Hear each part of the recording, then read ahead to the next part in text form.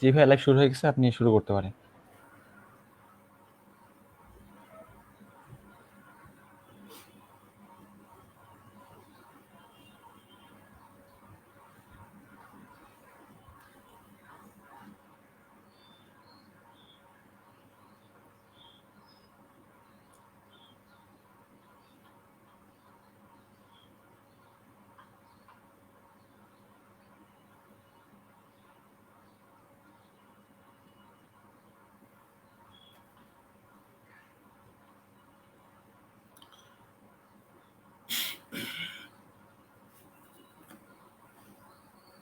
আসসালামু আলাইকুম, সবাই কেমন আছো তোমরা?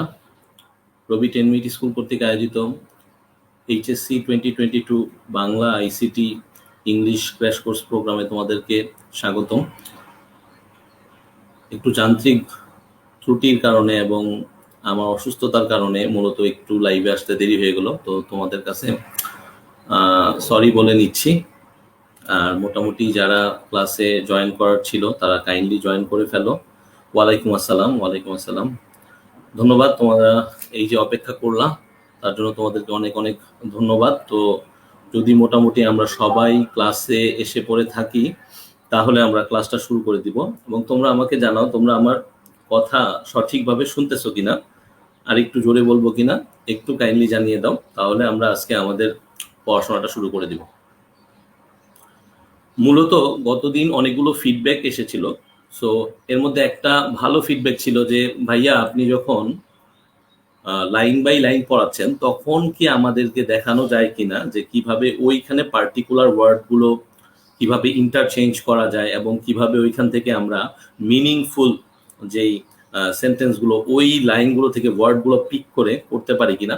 সো আজকে হচ্ছে আমরা ওইভাবে একটু চেষ্টা করবো এবং তোমাদেরকে দেখাই দিব যে কিভাবে আমরা নিজেরা পড়ার সময় যখন তুমি একা পড়তেছো বইটা নিয়ে খাতাটা নিয়ে কিভাবে তুমি এই পার্টিকুলার একটা প্যাসেজ থেকে নিজে নিজে একটু বাসায় প্র্যাকটিস করতে পারো, এইটা তোমাদের কাছে দেখাই দেবো। সো ভ্যালেন্তিনা তেরেস্কোভার বাকি অংশটুক ছিল, সো আজকে হচ্ছে সেটা দিয়ে আমরা শুরু করতে যাচ্ছি। তো তোমাদের স্ক্রিনের উপর অলরেডি পপ আপ হয়ে আছে এখানে, চলো আমরা শুরু করে দিই। Although Tereshkova experienced nausea and physical discomfort for much of the flight. কোনো একটা লাইন যখন অলদো দিয়ে শুরু হয় তখন মনে রাখতে হবে যে দুইটা ভিন্ন ধরনের ঘটনা ঘটতে যাচ্ছে। অর্থাৎ অলদোর একটা অংশ হচ্ছে আমাকে একরকম তথ্য দিবে আর বাকি অংশ হচ্ছে একটা ভিন্ন তথ্য দিবে।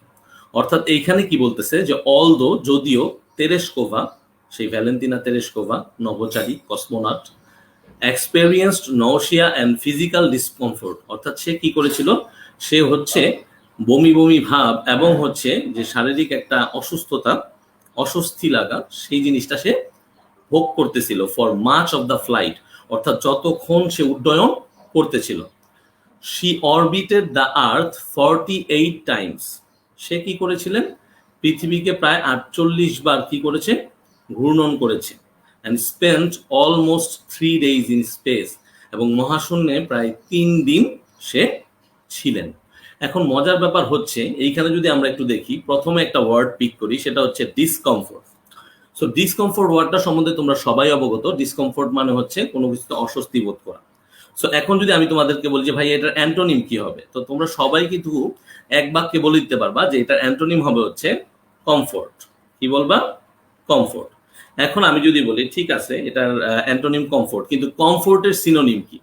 অর্থাৎ এই যে কমফোর্ট, কমফোর্টের কি আমরা কোনো সিনোনিম বের করতে পারি? হ্যাঁ, আমরা কিন্তু কমফোর্টেরও সিনোনিম বের করতে পারি। কমফোর্টের সিনোনিম আমরা বলতে পারি কন্টেন্টমেন্ট, অর্থাৎ কোনো কাজে আত্মতুষ্টি অর্জন করা, অর্থাৎ ভালো লাগা, অর্থাৎ একটা ভালো পজিশনে থাকা। তারপরে হচ্ছে এনজয়মেন্ট, এনজয়মেন্ট আমরা বলতে পারি। তারপরে আমরা বলতে পারি অ্যামিনিটি। কি বলতে পারি? অ্যামিনিটি। তাহলে দেখো এই যে ডিসকমফোর্টকে আমরা অ্যান্টোনিম হিসেবে তৈরি করলাম হচ্ছে কমফোর্ট, তার সিনোনিম পাচ্ছি হচ্ছে কি কন্টেন্টমেন্ট, এনজয়মেন্ট, অ্যামিনিটি। তাহলে এই যে একটা প্রক্রিয়া যে আমরা একটা লাইন পড়লাম, এর বাংলাটা বুঝলাম, ভেরি গুড। এখন আমরা কি করতেছি যে এর ভিতরের যেই পার্টিকুলার ওয়ার্ডগুলো আছে এই ওয়ার্ডগুলোকে পিক করে এর সিনোনিম, অ্যান্টোনিম, ইভেন আমি যদি এখন বলি যে এই কমফোর্টের অ্যাডজেক্টিভ কি, তোমরা কিন্তু ইজিলি বলতে পারবা যে কমফোর্টের অ্যাডজেক্টিভ হচ্ছে কি কমফোর্টেবল, রাইট?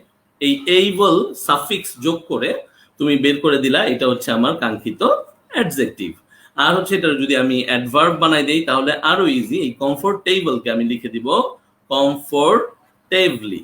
তাহলে এই যে করে একটা ওয়ার্ডকে তুমি কি করতে পারো, যখন নিজে একা একা বাসায় প্র্যাকটিস করতে পারো, একটু সময় দিতে হবে তোমাদেরকে, অর্থাৎ তুমি যতটুকু সময় দিবা তার ফলশ্রুতিতে কিন্তু তুমি বাকি জিনিসগুলো পেয়ে থাকবা। ঠিক একইভাবে যদি এইখানের ওয়ার্ডটা ধরি যে এক্সপেরিয়েন্সড, এখন এক্সপেরিয়েন্সড ওয়ার্ডটা কি হিসেবে আছে, এখানে ভার্বের একটা পাস্ট ফর্ম হিসেবে আছে। কারণ আমরা জানি ভার্বের হচ্ছে 6টা ফর্ম থাকে, সেই 6টা ফর্মের ভিতরে একটা ফর্ম হচ্ছে এই পাস্ট ফর্ম। তাহলে এই এক্সপেরিয়েন্সড ওয়ার্ডটাকে আমরা মূলত কি করতে পারি, এটার মিনিং হিসেবে আমরা ধরতে পারি হচ্ছে এক্সপেরিয়েন্সিং। এক্সপেরিয়েন্সিং এটা মূলত একটা ট্রানজিটিভ ভার্ব। এখন ট্রানজিটিভ ভার্ব কি, অবজেক্ট সহ, কি অবজেক্ট সহ সে কি করতে পারে, তার হচ্ছে যে বাকি অর্থটুকু হচ্ছে গঠনগত একটা বাক্যে সে সেটা পুরোপুরি সে অর্থটাকে প্রকাশ করতে পারে। তাহলে দেখো experienced nausea and physical discomfort, তাহলে এটা কি করছে, একটা অবজেক্টকে সাথে করে নিয়ে নিছে না এক্সপেরিয়েন্সটা। তাহলে এটাকে আমরা বুঝতেছি যে this is a process of experiencing something. তাহলে এই এক্সপেরিয়েন্সটা হচ্ছে মূলত তোমার এখানে অ্যাডজেক্টিভ। অ্যাডজেক্টিভ কি, সেটা অ্যাডজেক্টিভ, মূলত এটা ইউজড উইথ সাম অবজেক্ট। তাহলে যদি তোমাদের আমি জিজ্ঞেস করি ভাইয়ারা এর সিনোনিম কি তোমরা লিখতে পারবা এক্সপেরিয়েন্সটা? সো সিনোনিমটা হচ্ছে এরকম, ধরো আমি লিখি যে সিনোনিম হচ্ছে meet up with. Meet up with এটা একটা সিনোনিম তুমি লিখতে পারো, অথবা মিট উইথ যেটা তুমি লিখতে চাও। তারপর তুমি লিখতে পারো আন্ডারগো, কি লিখতে পারো, আন্ডারগো। তাহলে এই যে পার্টিকুলার তোমার সিনোনিম গুলো এগুলো যদি তুমি লিখতে পারো তাহলে কিন্তু কি হয়ে গেল, আমরা এই লাইনটা মোটামুটি একটা পড়ার মতো অবস্থা হয়ে গেল। তাহলে যদি তোমাদেরকে বলি এক্সপেরিয়েন্স দিয়ে একটা বাক্য লিখো, আমি যদি একটু কমেন্ট বক্সটা চেক করতে চাই যে আমরা এনগেজড আছি কিনা, তাহলে আমি একটু দেখতে চাই যে এক্সপেরিয়েন্সড ওয়ার্ডটা ইউজ করে আমরা কি একটা স্বাধীন বাক্য লিখতে পারি কিনা। সো আমি আশা করি মোটামুটি আমরা সবাই এই স্বাধীন বাক্যটা লিখতে পারি এক্সপেরিয়েন্সকে ব্যবহার করে, রাইট? ওকে, ভেরি গুড। হ্যাঁ, মাফিজুর রহমান সঠিক করেছো, খুব সুন্দর 6টা ফর্ম তুমি বলে দিয়েছো, ভেরি গুড। আচ্ছা, একজন বলতেছে ঝাপসা দেখা যাচ্ছে। আচ্ছা, আমরা চেষ্টা করতেছি যেন ঝাপসাটা না দেখা যায়। ওকে, সো আমরা দেখি, আমি যদি একটা লাইন লিখি তাহলে আমি কি বলবো জানো, আমি বলবো হি ইজ, দেখো নিচে লিখতেছি, he is an experienced campaigner। experienced cam, আমি যদি লিখি তাহলে আমি লিখবো যে এক্সপেরিয়েন্সড ক্যাম্পেইনার। যদি খেলোয়াড়ের ক্ষেত্রে বলো, রাজনীতিতে বলো, যে কোনো ক্ষেত্রে বলো, সেই এক্সপেরিয়েন্সটা হচ্ছে কি, যে অ্যাডজেক্টিভ হিসেবে এখানে ইউজড হয়েছে। সো এইভাবে করে যদি আমরা ইন বিটুইন লাইনগুলো ধরতে পারি তাহলে কিন্তু আমাদের জন্য ইজি হয়ে যায়। অনেকের কাছে হয়তো বোরিং লাগতে পারে যে ভাইয়া প্রথম থেকেই যে আমরা সেট অফ ওয়ার্ডস, ভোকাবুলারি, তারপরে হচ্ছে সিনোনিম অ্যান্টোনিম, তারপরে আমরা আলটিমেটলি প্যারাগ্রাফটা বা সিন প্যাসেজটা পড়ে আমরা কি করতেছি, আমরা হচ্ছে ইন্টারচেঞ্জ দেখতেছি। কিন্তু আমরা কিন্তু এইভাবে করে যদি লিখতে থাকি, ট্রাস্ট মি, তোমার যে লেখার ভয়টা আছে সেই লেখার ভয়টাও কেটে যাবে। এখান থেকে আমি আরেকটা ওয়ার্ড যদি পিক করি সেটা হচ্ছে অরবিটেড। এখন অরবিটেড ওয়ার্ডটা নিয়ে অনেক কিছু করা যায়, একটু খেয়াল করো কাইন্ডলি তোমাদের স্ক্রিনের উপর। আমি যদি বলি অরবিটেডটা কি, তোমরা বলতে পারবা সেম ভাবে অরবিটেডটাও হচ্ছে ভার্ব টু, মানে হচ্ছে পাস্ট টেন্সে আছে, একটা ভার্ব হিসেবে এখানে ইউজ হয়েছে। তাহলে এইটার মিনিংটা কি, এটার মিনিংটা হচ্ছে টু রিভলভ অ্যারাউন্ড। আমি যদি বলি ভার্বের মিনিংটা হচ্ছে টু রিভলভ অ্যারাউন্ড, তাহলে এই যে টু রিভলভ অ্যারাউন্ড মানে হচ্ছে কোনো কিছু দিয়ে ঘূর্ণন করতেছে, সে কি করছে, পৃথিবীকে কেন্দ্র করে ঘুরেছে, তাহলে রিভলভ করছে কোনো কিছুকে কেন্দ্র করে। এই যে ওয়ার্ড গুলো না, এইভাবে যদি প্র্যাকটিস করি, দেখো আমার রিভলভ ওয়ার্ডটা শিখা হয়ে গেল, রাইট? সো এইটার মিনিংটা কি, মূলত সেন্টার অফ অ্যাট্রাকশন। অরবিট দিয়ে আমরা কি বুঝি, সেন্টার অফ অ্যাট্রাকশন। গতদিন বলেছিলাম কেমিস্ট্রিতে তোমাদের অরবিট এবং অরবিটাল আছে, রাইট? তাহলে এখানে তুমি ছোট করে লিখতে পারো আ সেন্টার অফ অ্যাট্রাকশন, কি লিখতে পারো, আ সেন্টার অফ অ্যাট্রাকশন। এখন মজার ব্যাপারটা হচ্ছে যে অরবিটটা দিয়ে আমি কি বাক্য বানাইতে পারি। তো সেম ভাবে আমি কিন্তু বলতে পারি দ্য মুন, চাঁদ, অরবিটস আর্থ, কি করে, আর্থকে হচ্ছে একটা নির্দিষ্ট অংশ থেকে কি করতেছে, ঘূর্ণন করতেছে। তাহলে এই যে পার্টিকুলার ওয়েতে আমরা কি করতেছি, আমরা হচ্ছে শিখে নেওয়ার চেষ্টা করতেছি যে একটা ওয়ার্ডকে আমরা কিভাবে ব্যাখ্যা করতে পারি, ঠিক আছে? তারপরে দেখো উইথ এ সিঙ্গেল ফ্লাইট, একটা মাত্র ফ্লাইটের মাধ্যমে, ঠিক আছে, উড্ডয়নকালে যখন সে উঠতেছিল অর্থাৎ মহাশূন্যে ভাসতেছিল। She logged, she logged. এখন এই লগটা কেন ব্যবহৃত হয়েছে? এই লগড অর্থে এখানে বোঝাইছে তোমাকে যে লগ মানে কোনো কিছু হচ্ছে, আমরা চালানপত্র লিখি না, যারা হচ্ছে দেখে থাকো যে দোকানে অনেকে কি করে লিখে রাখে যে কি কি হচ্ছে, তাদের কি কি দৈনন্দিন বিক্রি এই সেই, তো এই লগ হচ্ছে সেইটা, ঠিক আছে? যেহেতু পাস্ট টেন্সে আছে, কারণ ঘটনাটা তো পূর্ববর্তী কোনো একটা ঘটনা, তাহলে she logged more flight time. Flight time, এখানে ফ্লাইট টাইম বলতে কি বোঝায় জানো? ফ্লাইট টাইম মানে হচ্ছে যে উড্ডয়ন সময়টা, অর্থাৎ কতক্ষণ ধরে সে কি করতেছিল, উড্ডয়ন করতেছিল। Then the combined times of all American astronauts. Then, যখনই বাক্যে দেন আসবে, এই দেনটা তুলনা অর্থে ব্যবহৃত হবে। তোমরা সবাই জানো, আমি জানি, কারণ ক্লাস 7-8 থেকে আমরা কম্পারেটিভ সেন্টেন্স শিখে আসতেছি, যেখানে আমাদের অ্যাডজেক্টিভের একটা ফর্ম, কম্পারেটিভ ফর্ম, সেটাকে ব্যবহার করা হয়। তাহলে সে কি করেছিল? She logged more flight time then the combined times of all American astronauts. তৎকালীন সময়ে যতগুলো আমেরিকান নভোচারী ছিলেন, তারা যত সময় উড্ডয়ন করতে পেরেছিল মহাশূন্যে, তার চেয়ে বেশি সময় সে একা উড্ডয়ন করেছে। Who had flown before that date, অর্থাৎ ওই সময়ের আগে। তাহলে এই যে ফ্লোন ওয়ার্ডটা, এটা হচ্ছে কি? এই ওয়ার্ডটা আছে কি ভার্বের V3 ফর্মে আছে না? তাহলে আমরা যদি একটু খেয়াল করি যে এটা V1 আর V2 ফর্ম কি হবে, তাহলে কনজুগেশন অফ ভার্ব জানাটা কিন্তু খুবই জরুরি। ক্লাস 6-7 কনজুগেশন অফ ভার্ব শিখেছি, কিন্তু অনেক সময় দেখা যায় এখনো অনেক কিছু আমরা লিখতে পারি না। তাহলে এই ফ্লাই, ফ্লিউ, ফ্লোন, তাহলে আমি যদি একটু জায়গা করে লিখি, FLY ফ্লাই, এটা হচ্ছে ভার্ব 1, আর FLEW ফ্লিউ, সেটা হচ্ছে ভার্ব 2, আর মাঝখানেরটা হচ্ছে ভার্ব 3। এখন এইখানে আমাদের কি আমরা ওয়ার্ড পাচ্ছি? প্রথম যে ওয়ার্ডটা আমরা পাচ্ছি সেটা হচ্ছে মূলত লগড। প্রথম যে ওয়ার্ডটা আমরা পাচ্ছি সেটা হচ্ছে আমাদের এই লগ। এখন বুঝতে পারি লগটা হচ্ছে কি? লগড হচ্ছে সামথিং দ্যাট ইজ রেকর্ডেড। আমরা যদি লিখি, দেখো LOGGED, লগ, এটা ভার্বের সেকেন্ড ফর্মে আছে, দ্যাট মিনস রেকর্ডেড। অর্থাৎ এটার মিনিং যদি আমি বের করতে চাই, আমাকে লিখতে হবে দ্যাট ইজ সামথিং রেকর্ডেড, অথবা হচ্ছে রেজিস্টার্ড। তাহলে দেখো, রেজিস্টার্ড ওয়ার্ডটা ইউজ করলে তুমি আরো সহজে বুঝতে পারো, রাইট? সো আমরা কি বলতেছি? রেজিস্টার্ড। তাহলে তুমি কি করতেছো? যে লক করতেছিল কি কি? মূলত লক করতেছিল হচ্ছে তার যে ইনসিডেন্ট গুলো। তাহলে আমরা একটা ওয়ার্ড লাইন লিখতে পারি, সেই লাইনটা হচ্ছে দা ইনসিডেন্ট। কি লিখতে পারি আমরা? দা ইনসিডেন্ট, ঠিক আছে? The incident has to be logged, অর্থাৎ এই ঘটনাটাকে অবশ্যই কি করতে হবে? আমাদের রেকর্ড করে রাখতে হবে। যেমন তোমাদেরকে এই ক্লাসগুলো আমরা রেকর্ড করে রাখতেছি, যেন তুমি চাইলেই আবার পরবর্তীতে এগুলোকে দেখতে পারো, ঠিক আছে? তাহলে দেখো, এই লগ শুধুমাত্র একটা ওয়ার্ড না, এখানে আরো একটা ওয়ার্ড আছে, কম্বাইন্ড। আসলে জায়গা কম হয়ে গেছে, এই জন্য হচ্ছে হয়তো আমাদেরকে পরবর্তী পৃষ্ঠায় যেতে হবে যে কোনো সময়। সো এই কম্বাইন্ড মানে কি? কম্বাইন্ড জিনিসটা কি? কম্বাইন্ড মানে হচ্ছে সম্মিলিত। কম্বাইন্ড মানে হচ্ছে কি? সম্মিলিত, ঠিক আছে? সো এই কম্বাইনটাকে তুমি যদি বলো, তাহলে আমি যদি আস্ক করি, ভাইয়া এটা কি, এটা তুমি কি হিসেবে ইউজ করতেছো, তাই না? সো কম্বাইন হচ্ছে কোনো কিছুকে একত্রীকরণ করা, তাহলে সেটা হবে ভার্ব। আর মূলত এখানে ভার্বের পাস্ট ফর্মটা ইউজ হয়েছে। তো এখন যে ব্যাপারটা, কম্বাইন মানে কি? কম্বাইন মানে হচ্ছে কানেক্টেড। কম্বাইন মানে হচ্ছে কানেক্টেড। কম্বাইন মানে হচ্ছে অ্যাটাচড। কম্বাইন মানে কি বলতে পারি আমরা? অ্যাটাচড বলতে পারি। অ্যাসোসিয়েটেড, কোনো কিছুর সাথে সম্পর্কযুক্ত। অ্যাসোসিয়েটেড, এই যে ওয়ার্ডগুলো কেন দরকার? ইংলিশ টু ইংলিশ মিনিং তুমি যদি এখন না পারো, তুমি হয়তো ভাবতে পারো, ভাই এত ইন ডিটেইলে আমরা পড়লে কি লাভ? অনেক লাভ। যখন তুমি ইউনিভার্সিটির এক্সাম গুলা দিবা, as well as HSC exam তো অবশ্যই, তখন তোমার এগুলো অনেক বেশি কাজে দিবে।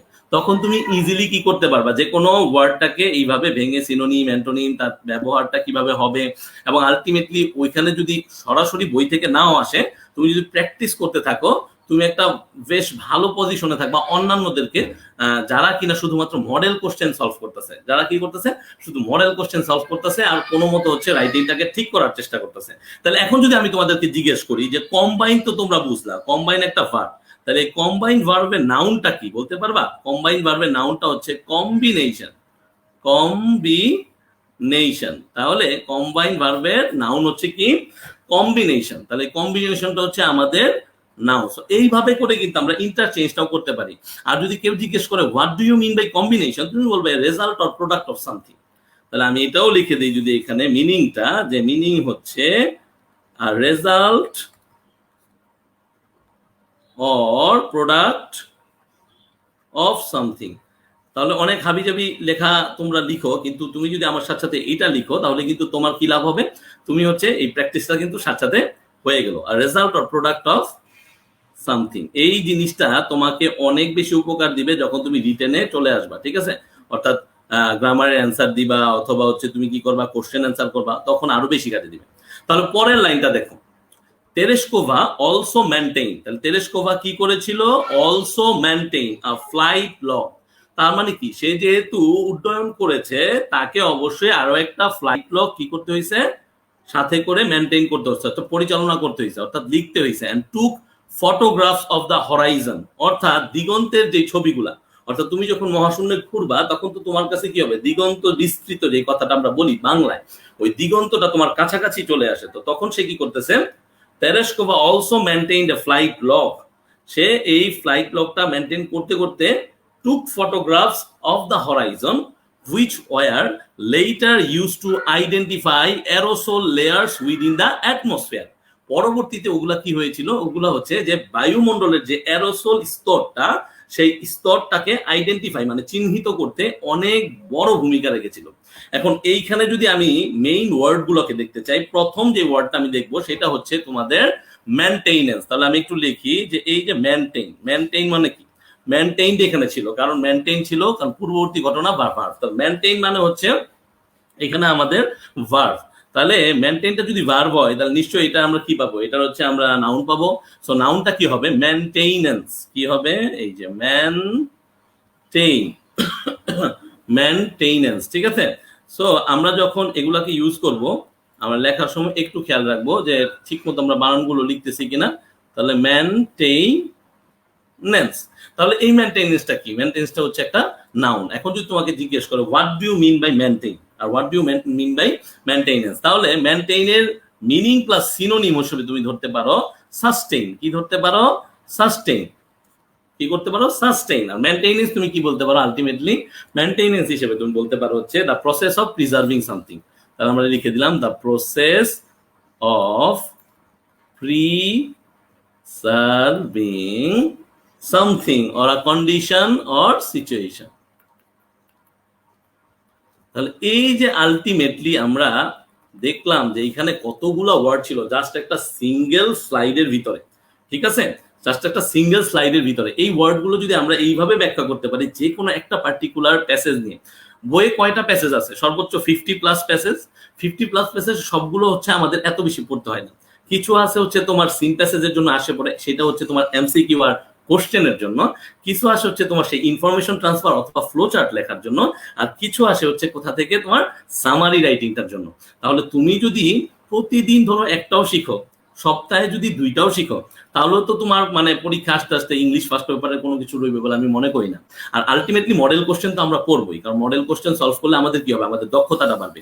আমি যত বেশি কোশ্চেন সলভ করব, আমি কোশ্চেনগুলো ধরতে তত বেশি পারবো, এবং এইটা আমার হচ্ছে একটা লাইফ লং লার্নিং। কারণ শুধুমাত্র এইরকম না, এই কমিউনিকেটিভ ল্যাঙ্গুয়েজ টিচিং বা সিএলটি যে টিচিং মেথডটা আমরা হচ্ছে কি করি, আমরা হচ্ছে এইভাবে করে পড়াচ্ছি। এই সিএলটি মেথডটা কিন্তু তোমাকে সব সময় লাগবে, তুমি যে কোনো সাবজেক্টে পড়তে চাও তখনও হয়তো লাগবে। এইখানে যেমন ইংলিশ ফার্স্ট পেপারের প্যাসেজ পড়ার জন্য লাগতেছে, বিভিন্ন ধরনের টপিক সলভ করার জন্য লাগতেছে। আরেকটা ওয়ার্ড যদি আমরা এখান থেকে এফেক্ট করি, সেটা হচ্ছে লেটার। আমরা কি বলতেছিলাম, লেটার। এটা কিন্তু লেটার না, লেটার। তো লেটার মানে কি, লেটার মানে হচ্ছে পরবর্তীতে। লেটার মানে হচ্ছে কি, পরবর্তীতে। তাইলে এটা সিনোনিমটা আমি কি বলতে পারি বলো তো দেখি, তোমরা এর সিনোনিমটা কি বলতে পারো কিনা? লেটার মানে হচ্ছে আফটার অথবা আফটার ওয়ার্ডস। আমরা কি বলতে পারি, আফটার ওয়ার্ডস। তাহলে লেটারের সিনোনিম যদি এরকম হয় আফটার অর আফটার ওয়ার্ডস, তাহলে নিশ্চয়ই অ্যান্টোনিম গুলো আরো ইজি হবে। কারণ কি, অ্যান্টোনিম গুলা যদি আমরা লিখি, এটা হবে আর্লিয়ার মানে আগে ঘটেছে, লেটার মানে পরে, আর আর্লিয়ার মানে হচ্ছে আগে। আর্লিয়ার মানে হচ্ছে কি, আগে, সুনার। তারপর হচ্ছে বিফোর হ্যান্ড। দেখো এই ওয়ার্ড গুলা কিন্তু তুমি যখনই ফার্স্ট পেপার বা সেকেন্ড পেপার তোমার রাইটিং এ যাবা, তখন তুমি কিন্তু এই ভ্যারাইটি গুলা ইউজ করতে পারবা, যদি তোমার ভিতরে ওই জিনিসগুলো জানা থাকে, তুমি যদি এগুলোকে প্র্যাকটিস করে রাখো, রাইট? সো মোটামুটি সবাই একটা জিনিস দেখতে চাইছিল, সো আমি ওইভাবেই ট্রাই করলাম। তো আমি একটু দেখি যে তোমাদের মানে ডিসিশনটা কি, এইভাবে কেমন লাগে। আফটার ওয়ার্ড হবে মনিকা রয়, সেটা হবে WARD। হ্যাঁ, জান্নাতুল মামা সুন্দর লেখছো। Tanoy Tanjid good, very good, very good. ওটা ইনিশিয়াল লিখতে চাইছিল মনে হয়, রেডিলি, নো প্রবলেম। রুমান বলছে বিফোর, এগো, থ্যাংক ইউ রুমান। শান্ত লিখছে আফটারওয়ার্ডস, ভেরি গুড শান্ত। জুবাইর লিখছে বিফোর, হ্যাঁ গুড। রায়হান লিখছে আফটারওয়ার্ডস, হ্যাঁ। আরডি লিখছে afterwards, very good. And next হতে পারে কিনা আমাকে একজন জিজ্ঞেস করছে, তাহসিনুল। আচ্ছা, লেটার মানে পরে, এটা সিনোনিম। নেক্সট, নেক্সট বলা যায়, নেক্সট মানে হচ্ছে পরে, ঠিক আছে। তবে ওই যে একটু হালকা হয়ে যায়, তুমি যদি আফটারওয়ার্ডস দাও বা এরকম আরো কাছাকাছি কিছু দাও, তোমার জন্য এটা আরো বেটার হয়। সো আমাকে এখন তোমরা বলো যে এইভাবে করে আমরা যদি দেখি তাহলে এতে করে কি আমাদের লাভ হবে, বা আমরা কি বুঝতে পারতেছি, নাকি আমাদের আগেরটাই ভালো ছিল, ঠিক আছে। সো এইভাবে করেও দেখলেও কিন্তু আমরা অনেক কিছুই একটানে দেখে ফেলতে পারি, রাইট। সো হ্যাঁ, ওকে, ভেরি গুড, নো প্রবলেম। আচ্ছা, একজন বলতেছে এইভাবেই ভালো ভাইয়া। আচ্ছা, তাহলে একটু ইয়া করতে হবে। একজন বলতেছে জুম করেন। সাদিক, কাইন্ডলি একটু দেখো জুম করা যায় কিনা স্ক্রিনটাকে, শুধু আমার ছবিটা সরাই দিয়ে জুম করা যায় কিনা একটু দেখো, ঠিক আছে। জুম করা দরকার। Thank you very much, thank you very much. তাহলে থাকো, আমরা একটু দেখতে থাকি। লেখাগুলো বোঝা যাচ্ছে না, হ্যাঁ লেখাগুলো বোঝা যাবে, তোমাদের লেকচার শিটে চলে যাবে। তোমরা একটু আমার সাথে প্র্যাকটিস করো, ইনশাল্লাহ আমরা হচ্ছে এইভাবে প্র্যাকটিস করতে থাকলে আমাদের প্রবলেম গুলো সব শেষ হয়ে যাবে ইনশাল্লাহ, ঠিক আছে। তাহলে চলো আমরা হচ্ছে কি করি, পরবর্তী যে স্লাইডটা শুরু করে দিই। ভস্টক 6, আমি অনেকগুলো কোশ্চেন পাইছিলাম অনেক কমেন্টে, ভাইয়া ভস্টক কেন নাম দিল। আমিও আসলে ঠিক জানি না কেন ওরা ভস্টক নাম দিল। হয়তো এটা একটা সিরিজ অফ মহাকাশ যান, যেটা স্পেস ক্রাফট তারা বের করছিল, তো সেইখানে ভস্টক 5 আর ভস্টক 6 আমাদের বইয়ে ছিল, ঠিক না। সো এখানে ভস্টক নামটা দেওয়ার পিছনে হয়তো কোনো কারণ আছে, আমি সঠিক এখনো জানি না, বাট তোমরা একটু রিসার্চ করো, জেনে যেতে পারো, ঠিক আছে। তো ভস্টক 6 যেই যানবাহনে করে, অর্থাৎ যেই স্পেস ক্রাফটে করে ভ্যালেন্টিনা তেরেস্কোভা গিয়েছিলেন, was the final Vostok flight. এইটাই ছিল final Vostok flight, and was launched 2 days after Vostok 5। তাহলে কথাটা বোঝার চেষ্টা করো, এই ভস্টক 6 যেটা ছিল, এটা ছিল ভস্টক ফ্লাইট গুলোর ভিতরে, অর্থাৎ যে ভস্টকের যে উড্ডয়নগুলো হয়েছে এর হচ্ছে সর্বশেষ flight, and was launched 2 days after Vostok 5। মানে ভস্টক 5টা যখন উৎক্ষেপিত হয়েছিল তার 2 দিন পরে, কয়দিন পরে, 2 দিন পরে এটাকে লঞ্চ করা হয়েছিল। which carried, যেটা ক্যারি করেছিল, অর্থাৎ ওই ভস্টকটা ক্যারি করেছিল কারে, ভ্যালারি ভাইকোভস্কি। নামটা একটু অদ্ভুত, ভ্যালারি ভাইকোভস্কি, রাশিয়ান নাম তো। সো ভ্যালারি ভাইকোভস্কিকে ক্যারি করেছিল into a similar orbit. Similar orbit তার মানে একই ধরনের যে অরবিটটা আছে, যে অরবিটে ভ্যালেন্টিনা তেরেস্কোভা ছিলেন ফর 5 days, 5 দিনের জন্য। তাহলে লাইনটা তো আমরা ইজিলি বুঝে ফেললাম, যেটা একটা ব্যাকআপ সাপোর্ট ছিল, রাইট, ঠিক না। এবং ল্যান্ডিং 3 hours আফটার তেরেস্কোভা, এবং সেটা কি করেছিল, যে তেরেস্কোভার 3 ঘন্টা পরেই ল্যান্ড করেছিল। তাহলে এইখানের মেইন যেই ওয়ার্ড গুলো আছে এর ভিতরে যদি আমি একটা ধরি, সেটা হচ্ছে এই লঞ্চড। তোমরা লঞ্চড মানে কি জানো, তারপর আমি একটু ব্যাখ্যা করি। লঞ্চ মানে কি, লঞ্চ হচ্ছে আরেকটা ট্রানজিটিভ ভার্ব। দেখো কেন ট্রানজিটিভ ভার্ব, কারণ হচ্ছে লঞ্চের পরেই হচ্ছে আমার 2 days আফটার ভস্টক 5, মানে একটা অবজেক্ট অ্যাড করে দেওয়া হয়েছে, অবজেক্টকে অ্যাটাচ করে দেওয়া হয়েছে। তাহলে ওয়াজ লঞ্চড 2 days আফটার, তার এই লঞ্চটা কি, আমরা আমরা হচ্ছে এটা জানি যে এটা ভার্ব টু, অর্থাৎ হচ্ছে পাস্ট টেন্স। কিন্তু আমরা চাইলে যেটা করতে পারি, আমরা হচ্ছে এই যে লঞ্চ লিখে দিলাম, রাইট। সো এই যে লঞ্চ যখন লিখলাম, বুঝতে হবে যে এটা হচ্ছে কি, এটা হচ্ছে মানে কোনো কিছু শুরু করা, that means begin, start, initiate, right. So এই যে জিনিসগুলা তুমি যখন লিখে ফেললা, গেট গোয়িং ও লিখতে পারো তুমি, গেট গোয়িং, গেট গোয়িং। তাহলে এই লঞ্চ করাটা হচ্ছে কি, এই ধরনের একটা সিনোনিমাস আমরা কিছু ওয়ার্ড পাইতে পারি, ঠিক আছে। অর্থাৎ কোনো কিছুকে কি করা হলো, উৎক্ষেপণ করা হলো। তাহলে সুন্দরভাবে বুঝতে পারলা যে এগুলো হচ্ছে আমার আলটিমেটলি ভার্ব। তারপরে দেখো পরের যে ওয়ার্ডটা, সেটা হচ্ছে অরবিট। আমি একটু লিখি, তোমরা বোঝার চেষ্টা করো। একটু আগে অরবিটকে আমরা কি হিসেবে পাইছিলাম, একটু আগে অরবিটেড হিসেবে আমরা সেটাকে ভার্ব হিসেবে পাইছিলাম, তাই না। কিন্তু শুধু অরবিটটা হচ্ছে একটা নাউন, শুধু অরবিট হচ্ছে একটা নাউন। তাহলে অরবিট মানে কি, an orbit is a regular repeating that one object in space takes around another one। তাহলে বোঝার চেষ্টা করো, অরবিট হচ্ছে এমন একটা পথ যেখানে হচ্ছে কি হচ্ছে, মূলত একটা জিনিস হচ্ছে বারবার ঘুরে ঘুরে আসতেছে, অবজেক্ট বারবার ঘুরে ঘুরে আসতেছে, এবং সেটা কি করতেছে, একটা জিনিস নির্দিষ্ট সময় পর একটা জায়গাকে অতিক্রম করতেছে। যে স্পেসের ভিতরে এই অরবিট গুলো থাকে, স্পেসের ভিতরে এই অরবিট গুলো থাকে। তাহলে আলটিমেটলি অরবিট হচ্ছে একটা নাউন। তারপরে যদি আমরা দেখি যে পরবর্তী যে সেন্টেন্সটা আছে সেইখানে যাই, দ্য টু ভেসেলস। এখন তোমরা ভাবতে পারো ভাই ভেসেলস দিয়ে কি বুঝাইছে, ওই যে স্পেস ক্রাফটটা আছে না ভাইয়া, ওই স্পেস ক্রাফটটাকে ভেসেলস বলে উল্লেখ করছে। The two vessels approached each other, অর্থাৎ তারা একে অপরের দিকে প্রসিড করছে, একে অপরের দিকে অ্যাপ্রোচ করছে, গেছে উইদিন 5 কিলোমিটার, 5 কিলোমিটারের মধ্যে, at one point একটা নির্দিষ্ট জায়গায়, and from space Tereshkova communicated with বাইকোভস্কি, অর্থাৎ স্পেসে থেকেই, মহাশূন্য থেকেই তেরেস্কোভা কি করতে পারতেছিল, কমিউনিকেট করতে পারতেছিল, কার সাথে, সেই ভাইকোভস্কির সাথে, and the Soviet leader Khrushchev by radio, অর্থাৎ রেডিওর মাধ্যমে, রেডিওর মারফতে সে কি করতে পারতেছিল, বোথ ভাইকোভস্কি এবং হচ্ছে ক্রুশেভের সাথে কি করতে পারতেছিল, যোগাযোগ স্থাপন করতে পারছিল। তাহলে এই লাইনটার দিকে একটু তাকাও, মনোযোগ দাও, দেখো এখানে আমার কি কি অ্যাকচুয়াল ওয়ার্ড আছে আমাদের জানা উচিত। আমি মনে করি এইটা আমাদের জানা উচিত, অ্যাপ্রোচ। এইখানেও এইটা ভার্ব V2 আছে। তো এই অ্যাপ্রোচ মানে কি একটু বোঝার চেষ্টা করো। অ্যাপ্রোচ অর্থাৎ অ্যাপ্রোচ মানে কারো দিকে যাওয়া। তাহলে এইটা যদি আমি বলি ভাইয়ারা সিনোনিম কি কি আছে একটু বের করো, তাহলে সিনোনিম যদি বের করতে যাও তাহলে তোমাকে বলতে হবে প্রসিড, টুয়ার্ডস, তাই না? আমরা কি ইউজ করবো খুব সহজ করে, প্রসিড। আমরা বলবো হচ্ছে টুয়ার্ডস, ঠিক আছে? তাহলে কারো দিকে যাওয়া, অ্যাপ্রোচ করা, আমি ওই দিন বলছিলাম না অ্যাপ্রোচ করা, ঠিক না? অথবা কাম টুয়ার্ডস। তাহলে এগুলো যদি আমার সিনোনিম হয় তাহলে আমার অ্যান্টোনিম গুলা কি হবে? আলটিমেটলি অ্যান্টোনিম হচ্ছে উইথড্র, অর্থাৎ কারোর দিকে যাচ্ছি, যাব না, আমি উঠিয়ে ফেললাম, না, মতটা আমার চেঞ্জ হয়েছে, মত আমার চেঞ্জ হয়েছে, তাহলে উইথড্র করা। অথবা আমরা বলতে পারি কি, আমরা বলতে পারি হচ্ছে রিট্রিট করা। রিট্রিট মানে কি, গত ক্লাসে আমি তোমাদেরকে বুঝিয়ে দিয়েছিলাম, অর্থাৎ কোনো একটা জিনিসকে কি করা, কোনো জায়গায় আমি অ্যাপ্রোচ করতেছিলাম, সেইখান থেকে সেটাকে রণে ভঙ্গ দিয়ে চলে আসা। তাহলে এইখানে অ্যাপ্রোচটা যদি ভার্ব হিসেবে ইউজ হয়, কি হিসেবে ইউজ হয়? ভার্ব। তাহলে একটা গুরুত্বপূর্ণ জিনিস তোমাদেরকে দেখায় যে অ্যাপ্রোচ কিন্তু আবার নাউন হিসেবেও ব্যবহৃত হতে পারে। অ্যাপ্রোচ কি হিসেবে ইউজ করতে পারে?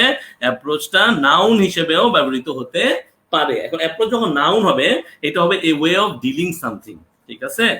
A way of dealing with something. So এইভাবে করে কিন্তু আমরা এই অ্যাপ্রোচ ওয়ার্ডটা মোটামুটি এখানে ফিনিশ করে দিতে পারি। তারপর আমি যদি তোমাদের বলি যে কমিউনিকেট, কমিউনিকেট কি পার্টস অফ স্পিচ ভাইয়ারা? কমিউনিকেট মানে কারোর সাথে যোগাযোগ স্থাপন করা। তাহলে কমিউনিকেট হচ্ছে একটা ভার্ব, কমিউনিকেট হচ্ছে একটা ভার্ব। তাহলে এটাকে যদি নাউন বের করতে চাও তাহলে কি হবে? Communication, communication. তাহলে এইটা হয়ে যাবে আমার কাঙ্ক্ষিত নাউন, এটা হয়ে যাবে আমার কাঙ্ক্ষিত নাউন। তাহলে এই যে জিনিসগুলা, এই যে আলটিমেট জিনিসগুলা, এগুলা যদি আমরা বুঝতে পারি তাহলে কিন্তু আমার আর কোনো প্রবলেম আশা করি রইলো না, ঠিক আছে?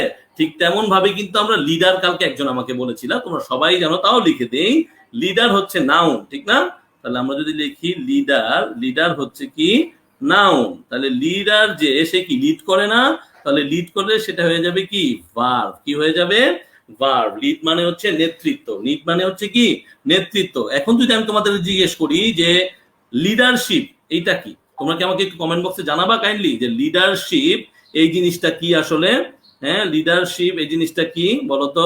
লিডারশিপ কি নাউন নাকি ভার্ব নাকি হচ্ছে অ্যাডজেক্টিভ? আমি একটু দেখি কমেন্টে একটু যাই, কমেন্টে একটু যাই, দেখি দেখি আমরা কারা কি বলতেছে, স্ক্রিনটার ব্যাপারে বলতেছে। ওকে সাদিক একটু দেখো তো প্লিজ স্ক্রিনটার ব্যাপারে, কাইন্ডলি স্ক্রিনটা দেখো, স্ক্রিন কি একটু বড় করা যায়? হ্যাঁ, thank you very much Sadik, screen বড় হয়ে গেছে, আশা করি তোমরাও দেখতে পারতেছো। তাহলে আমি একটু দেখি কমেন্টে আমরা কি কি জানতে চাচ্ছি আর কি কি এখানে আছে। ওকে, ভেরি গুড। আচ্ছা দেখি একটু, লিড, কিন্তু আমি চাইছি লিডারশিপ। একজন বলতেছে অ্যাডজেক্টিভ। না ভাইয়া, অ্যাডজেক্টিভ না, leadership noun. Durjoy Banik thank you, Jannatul thank you, Tahamim adjective না ভাইয়া, লিডারশিপ হচ্ছে noun, noun, noun, noun, noun, leadership হচ্ছে নাউন। তাহলে আমি পরের পৃষ্ঠায় একটু লিখে দিই বড় করে যে লিডারশিপ, LEADERSHIP, লিডারশিপ হচ্ছে একটা মূলত নাউন। তা লিডারশিপটা কি একটা কোয়ালিটি, তাই না? So the action of leading a group, আমি যদি বলি সহজ করে, the action of leading a particular group. তাহলে এইটাই হচ্ছে আমার কাঙ্ক্ষিত লিডার। তাহলে তোমাদের যদি স্ক্রিনে দেখা যেতে পারে তাহলে তোমরা নিশ্চয়ই বুঝতে পারতেছো যে লিডারশিপটা হচ্ছে একটা noun. Thank you very much Saeed, Raihan, Ekramul, সবাইকে অনেক অনেক ধন্যবাদ। ওকে, তাহলে মোটামুটি আমরা এখন আসি শেষ স্লাইডে।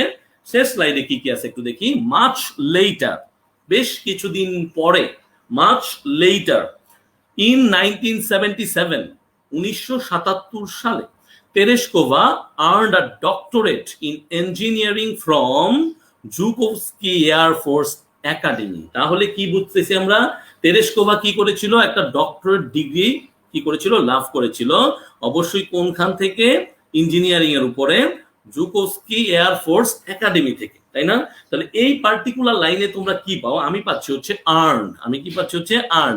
এটাও আনফরচুনেটলি ভার্ব টুতেই দেওয়া আছে, কারণ আমাদের হচ্ছে পূর্ববর্তী ঘটনা আমরা এখানে বিস্তৃত বা বর্ণনা করতেছি। তাহলে আর্ন হচ্ছে কি, এটা কিন্তু একটু ইম্পর্টেন্ট, সবাই তাকাও। আর্ন যদি আমি বলি, এখানে আর্ন হচ্ছে ভার্ব, এখানে আর্ন হচ্ছে কি, এখানে আর্ন হচ্ছে আলটিমেটলি একটা ভার্ব। তাহলে এটা নাউন কি তোমরা জানো? অনেকে মনে করে আর্নিং হচ্ছে নাউন, কিন্তু আর্নিংস হচ্ছে অ্যাকচুয়ালি নাউন, এটা মনে রাখবা। আর্নিংস, দেখেছো, আর্নিংস এটা হচ্ছে তোমার অ্যাকচুয়াল নাউন। এই আর্নিংস মানে কি বলতো, যদি আমি বুঝাতে চাই, আর্নিংস মানে বুঝাচ্ছে হচ্ছে ওয়েজেস। তোমরা দেখো কোনো একটা কাজ করতেছি, কাজ করলে কি এটা সম্মানই পাওয়া যায় না? সো ওয়েজেস, তারপর হচ্ছে কি ইনকাম, এগুলো হচ্ছে এইটা নাউনের যেই এক্সপ্রেশনটা, অর্থাৎ নাউনের যেই অর্থটা। তাহলে দেখো তোমরা, আর্ন মানে হচ্ছে কি ভার্ব, আর্নিংস মানে হচ্ছে নাউন, এবং এইটার মানে হচ্ছে ওয়েজেস অথবা ইনকাম। এখন যে জিনিসটা আছে, যে এইটাকে যদি আমরা আর্নিং বলতাম শুধু, তাহলে এইটা কি হইতো ভাইয়ারা, মনে রাখবা, শুধু আর্নিং যদি হয় তাহলে এটা হচ্ছে ভার্বের প্রেজেন্ট পার্টিসিপল ফ্রম আইএনজি যোগ করে, শুধু আর্নিং, ঠিক আছে? তাহলে এটা কি হবে, ভার্বের এই জিরান্ডিয়াল যে ফর্মটা আছে, যেটাকে অ্যাকচুয়ালি আমরা মাঝখানে থাকলে বাক্যের বলি প্রেজেন্ট পার্টিসিপল, ঠিক না? তাহলে চটপট করে একটা লাইন লিখে ফেলো তো তোমরা, একটু আবার দেখি কমেন্ট বক্সে যে আর্নিং দিয়ে তোমরা কোনো ভালো লাইন লিখতে পারো কিনা, অ্যাজ ওয়েল অ্যাজ আর্নিংস, ঠিক আছে? আর্নিংস নাউন ব্যবহার করে এবং অথবা আর্নিং অথবা আর্ন ভার্ব ব্যবহার করে তোমরা কি দুইটা আলাদা লাইন ব্যবহার করতে পারবা, দুইটা আলাদা লাইন তৈরি করতে পারবা? একটু কমেন্ট বক্সে আমাকে জানাই দাও, ঠিক আছে? ওকে, দেখো আফটারওয়ার্ডস, তো আফটারওয়ার্ডস মানে কি, তুমি পড়ে বলছো মানে লেটার, মানে তারও পরে afterwards she turn to politics. এখানে এই টার্ন টুটা কিন্তু খুবই গুরুত্বপূর্ণ। এই টার্ন টুটা হচ্ছে কিছুটা ইনট্রানজিটিভ ভার্ব হিসেবে ইউজ হইতেছে, কিছুটা কি হিসেবে ইউজ হইতেছে, ইনট্রানজিটিভ ভার্ব। তাহলে এই টার্ন টু যদি আমার ইনট্রানজিটিভ ভার্ব হিসেবে ইউজ হয়, এবং এটা কিন্তু একটা অ্যাপ্রোপ্রিয়েট প্রিপোজিশনও, টার্নের পরে টু হয়, তাহলে হি টার্ন টু সামথিং, এখানে যেমন আছে পলিটিক্স, তাহলে টার্ন টু হচ্ছে to apply oneself to any work. কি লিখবো আমরা, এটার মানে হচ্ছে to apply oneself to any work. তাহলে এইটা কিন্তু তোমাদের সব সময় মনে রাখতে হবে যে টার্ন টু হচ্ছে to apply oneself to any work. তাহলে এইখানে আমরা এটা বুঝে নিলাম, afterward she turn to politics, তার মানে হচ্ছে পরবর্তীতে সে পলিটিক্সের দিকে, রাজনীতির দিকে চলে গিয়েছিল, ঝুঁকে পড়েছিল। ডিউরিং দ্য সোভিয়েত রিজাইন, তো এই রিজাইন মানে কি জানো তোমরা? এই রিজাইন মানে হচ্ছে যে কোনো একটা গভর্নমেন্টের কথা, শাসনকালের কথা। তাহলে সোভিয়েত রিজাইন মানে হচ্ছে সোভিয়েতের শাসনকাল, সোভিয়েতের গভর্নমেন্ট, সোভিয়েতের শাসনকাল বা সোভিয়েতের গভর্নমেন্ট, ঠিক আছে? She became one of the presidium members of the supreme Soviet. তাহলে সে হয়েছিলেন one of the presidium member. এখন প্রেসিডিয়াম কি, ওই দিন আমাকে অনেকে জিজ্ঞেস করছে। সো প্রেসিডিয়াম মেম্বার হচ্ছে কোনো একটা এক্সিকিউটিভ অফিসার, যে হচ্ছে কোনো একটা রাজনীতিতে এরকম হওয়ার পর যখন তারা লিডারশিপে আসে, তখন এই ধরনের শাসনে তারা হচ্ছে কি থাকে, তারা সবচেয়ে মর্যাদাপূর্ণ একটা আসনে থাকে, তারাই হচ্ছে প্রেসিডিয়াম মেম্বার। আমি লিখে দিচ্ছি, তাহলে দুইটা জিনিস তোমরা লিখে নিতে পারো, একটা হচ্ছে রিজাইন, এই রিজাইন মানে হচ্ছে গভর্নমেন্ট অথবা শুধু গভর্নমেন্ট। এই রিজাইন হচ্ছে একটা নাউন, রিজাইন হচ্ছে কি একটা নাউন, ঠিক আছে? আর এদিকে তোমরা যদি জিজ্ঞেস করো আমাকে, ভাইয়া যে এখানে প্রেসিডিয়াম মেম্বারটা কি, প্রেসিডিয়াম মেম্বার হচ্ছে যে কোনো একটা কাউন্সিলের মেম্বার, ঠিক আছে? তাহলে এইখানে আমি একটু করে লিখে দিতে পারি তোমাদের জন্য, প্রেসিডিয়াম মেম্বার। আমার সাথে লিখো, তারপরে কমেন্টে দেখবো যারা যারা আর্নিং আর ইয়া লিখছিলাম। Council of executive officers, councils of executive officers in some political assemblies। এটুকু যদি তোমার মনে থাকে তাহলে বেটার, ঠিক আছে? তাহলে বেটার, ওকে? তাহলে নিশ্চয়ই বুঝতে পারতেছো যে এটা দিয়ে কি বোঝানোর চেষ্টা করতেছে। তাহলে প্রেসিডিয়াম মেম্বার হচ্ছে council of executive officers in some political assemblies. At the end of a month the employee বানাটা একটু ভুল হয়ে গেছে, ফাহমিদুন নবী এমটা দেও না, employee get their earnings, very good. Turning মানে কি একটু আগে বুঝাই দিলাম খালেদ। টার্নিং মানে হচ্ছে তখন তুমি এটার প্রেজেন্ট পার্টিসিপল ফর্মটা ইউজ করো, টার্নিংটা ভার্ব হিসেবে ইউজ হইতে পারে। মাই ফার্স্ট আর্নিংস ওয়াজ 5,000 টাকা, very good, okay very good. They are earning much better than other people, they are হবে, তাহলে দে আর হবে না, Harunur Rashid THEY space ARE হবে, ওকে হারুনুর রশিদ ইনশাআল্লাহ ঠিক মতো পারবা। জান্নাতুল নাইম বলতেছে I had no part in earning it, বাক্যটা একটু ভুল আছে, এটাকে ঠিক করে নাও। আচ্ছা, একটু বলছে I have earned a lot of things, very good Laju, সুন্দর লিখছো তুমি, ভেরি গুড ভেরি গুড। ভাইয়া is earning a lot of money through taking class in 10 minute crash course, না ভাইয়া ওইরকম কিছুই না, বাট তোমরা অনেক সুন্দর সুন্দর লাইন লিখো, ধন্যবাদ, হ্যাটস অফ, গুড। তাহলে দেখো এখন যেটা আছে, এখন আমরা যেটা করব একটু মনোযোগ দাও। নাও দিস লিভিং লিজেন্ড মানে হচ্ছে জীবন্ত কিংবদন্তি, নাও দিস লিভিং লিজেন্ড জীবন্ত কিংবদন্তি is a member of the lower house of the Russian legislature. এখানে একটু বুঝতে হবে কি হচ্ছে, now this living legend is a member in the lower house of the Russian legislature. তার মানে হচ্ছে যে এই যে বর্তমানে জীবন্ত কিংবদন্তি উনি হচ্ছে মূলত এই সোভিয়েতের অর্থাৎ এই রাশিয়ার আইনসভার, পূর্ববর্তী সোভিয়েত আর কি, রাশিয়ার আইনসভার নিম্ন পরিষদের একজন সদস্য। এখন তোমরা আমাকে বলতে পারো ভাই লেজিসলেচার কি, মনে রাখবা আজকে থেকে যেন আর কোনোদিন না ভুলে যাই। লেজিসলেচার মানে হচ্ছে আইনসভা, লেজিসলেচার মানে হচ্ছে কি আইন সভা, আইন সভা, ঠিক আছে। লেজিসলেচার হচ্ছে একটা নাউন, পার্লামেন্ট যেটা বলি। এখন পার্লামেন্ট বানানটা অনেকে ভুল করো, আমাকে কি লিখে দিতে পারবা পার্লামেন্ট বানানটা? কে কে লিখতে পারে দেখি, নাকি আমি লিখে ফেলবো বলো? পার্লামেন্ট বানানটা লিখে নিবা, পার্লামেন্ট বানানটা কিন্তু অনেকেই ভুল করে ফেলে, ঠিক আছে। সো পার্লামেন্ট বানানটা সঠিকভাবে লিখতে হবে, আমি দেখবো যারা যারা পার্লামেন্ট বানান সঠিক লিখছে। এখন লেজিসলার যদি নাউন হয়, লেজিসলেচার আইনসভা, তাহলে লেজিসলেশন কি হবে? লেজিসলেশন হচ্ছে একটা নাউন, একটু বোঝার চেষ্টা করো। লেজিসলেশন এটাও হচ্ছে একটা নাউন, এটা দিয়ে কি বোঝাচ্ছে? এটা দিয়ে বোঝাচ্ছে লস কনসিডার্ড কালেকটিভলি। তাহলে আমি লিখে দিই, এটা মানে হচ্ছে লস মানে আইনগুলো কনসিডার্ড কালেকটিভলি অর্থাৎ একত্রে করে যখন থাকে, আর এই সবগুলো মিলেই এই লেজিসলেচার তৈরি হয়, অর্থাৎ কি তৈরি হয়? আইনসভা তৈরি হয়, ঠিক আছে। তাহলে মোটামুটি কিন্তু এইখানে আমরা অনেকগুলো ওয়ার্ড শিখে ফেললাম, তাই না? পরের লাইনে দেখো, অন হার 70th বার্থডে, তার মানে তার 70তম জন্মদিনে, when she was invited by the Russian Prime Minister Vladimir Putin, সবাই চিনো না? পুতিন চিনো তো সবাই নাকি? ভ্লাদিমির পুতিন রাশিয়ার বর্তমান যে প্রাইম মিনিস্টার, ঠিক আছে, প্রেসিডেন্ট অ্যাকচুয়ালি বলি আমরা। তো সে কি হচ্ছিল, ওই ভ্লাদিমির পুতিন তাকে হচ্ছে কি করেছে, তাকে নিমন্ত্রণ করেছিল। সে এক্সপ্রেসড, সে হচ্ছে প্রকাশ করেছে, হার ডিজায়ার, তার ইচ্ছা, টু ফ্লাই টু মার্স, অর্থাৎ সে মার্সে যেতে চায়। সে কোথায় যেতে চায়? মার্সে যেতে চায়। ইভেন ইফ, এমন কি, ইভেন ইফ মানে কি? এমন কি, for a one way trip, একমুখী যাত্রা হলেও। আমি ওই দিনও বলেছিলাম যে দ্বিমুখী যাত্রা হচ্ছে কি, তুমি ধরো তুমি একজন নভোচারী, তো তুমি কি করলা, তোমাকে পাঠানো হচ্ছে মহাশূন্যে কোনো একটা মিশন দিয়ে, তুমি শেষ করে আবার ফেরত আসবা, এরকম একটা কি থাকে, নিয়ম থাকে, কারণ কি এটা টু ওয়ে। কিন্তু উনি বলতেছে, ভ্যালেন্টিনা তেরেস্কোভা, যে আমাকে মার্সে যদি পাঠানো যায়, আমি ওয়ান ওয়ে ট্রিপ হলেও সেই মার্সে যেতে চাই। ওয়াও। সো এইভাবে করে আমাদের মোটামুটি এই যে পার্টিকুলার ভ্যালেন্টিনা তেরেস্কোভা শেষ হয়ে গেল। এইখানে দুইটা ওয়ার্ড আমি আলোচনা করতে চাই। একটা হচ্ছে ইনভাইট, আমরা কি করতে চাই? ইনভাইট। ইনভাইট হচ্ছে একটা ভার্ব, রাইট? ইনভাইট হচ্ছে একটা ভার্ব। তো ইনভাইট মানে কাউকে আমন্ত্রণ, নিমন্ত্রণ করা। তাহলে ইনভাইট থেকে ইনভাইটেশন, ইনভাইটেশন যেটা আলটিমেটলি হয়ে যায় একটা নাউন, ইনভাইট থেকে হয়ে যাচ্ছে কি ইনভাইটেশন। আরেকটা হচ্ছে এক্সপ্রেস, এইখানেও দেখো এক্সপ্রেস। তো এক্সপ্রেস একটা ভাব, কোনো কিছু প্রকাশ করা, জানানো। তাহলে এক্সপ্রেস থেকে কি হবে? এক্সপ্রেশন। এক্সপ্রেস থেকে কি হবে? এক্সপ্রেশন। এটাও হবে একটা নাউন। সো মোটামুটি করে তোমরা যদি এইভাবে শিখতে পারো, তাহলে কিন্তু ধরে রাখতে পারো যে তোমার পড়াটা 100% সঠিক আছে। আমি একটু তোমাদেরকে একদম জোর দিয়ে বলতে পারি 100% সঠিক আছে। তাহলে একটু খেয়াল করো যে এই তোমাদের বাংলাটা আমি অ্যাড করে দিছি, তোমরা চাইলেই বাংলা দেবে। এখন পার্লামেন্ট বানানটা কারা কারা লিখছে আমি একটু দেখে নিই দ্রুত করে। ওকে, আমি দেখতেছি পার্লামেন্ট বানান কে কে লিখতেছে, পার্লামেন্ট বানান কারা কারা লিখলো। ওকে, দেখি। Good. Invitation noun, very good very good very good.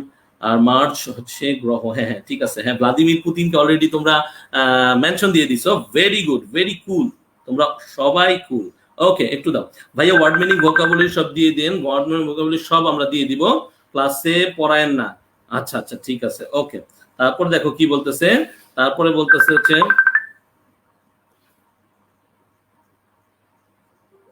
Sorry for the disturb, sorry for the, আচ্ছা ঠিক আছে। তারপরে দেখি পার্লামেন্ট বানানটাকে, পার্লামেন্ট বানানটা তাহলে আমি লিখে দিই, পার্লামেন্ট বানান আমি খুঁজে পাচ্ছি না, পার্লামেন্টটা খুবই ইজি, বাট ভুল হয়ে যায় এইখানে, আমরা অনেক সময় পার্লামেন্ট বানানে আইটা না দিয়ে ই দিয়ে দিই, তাই না?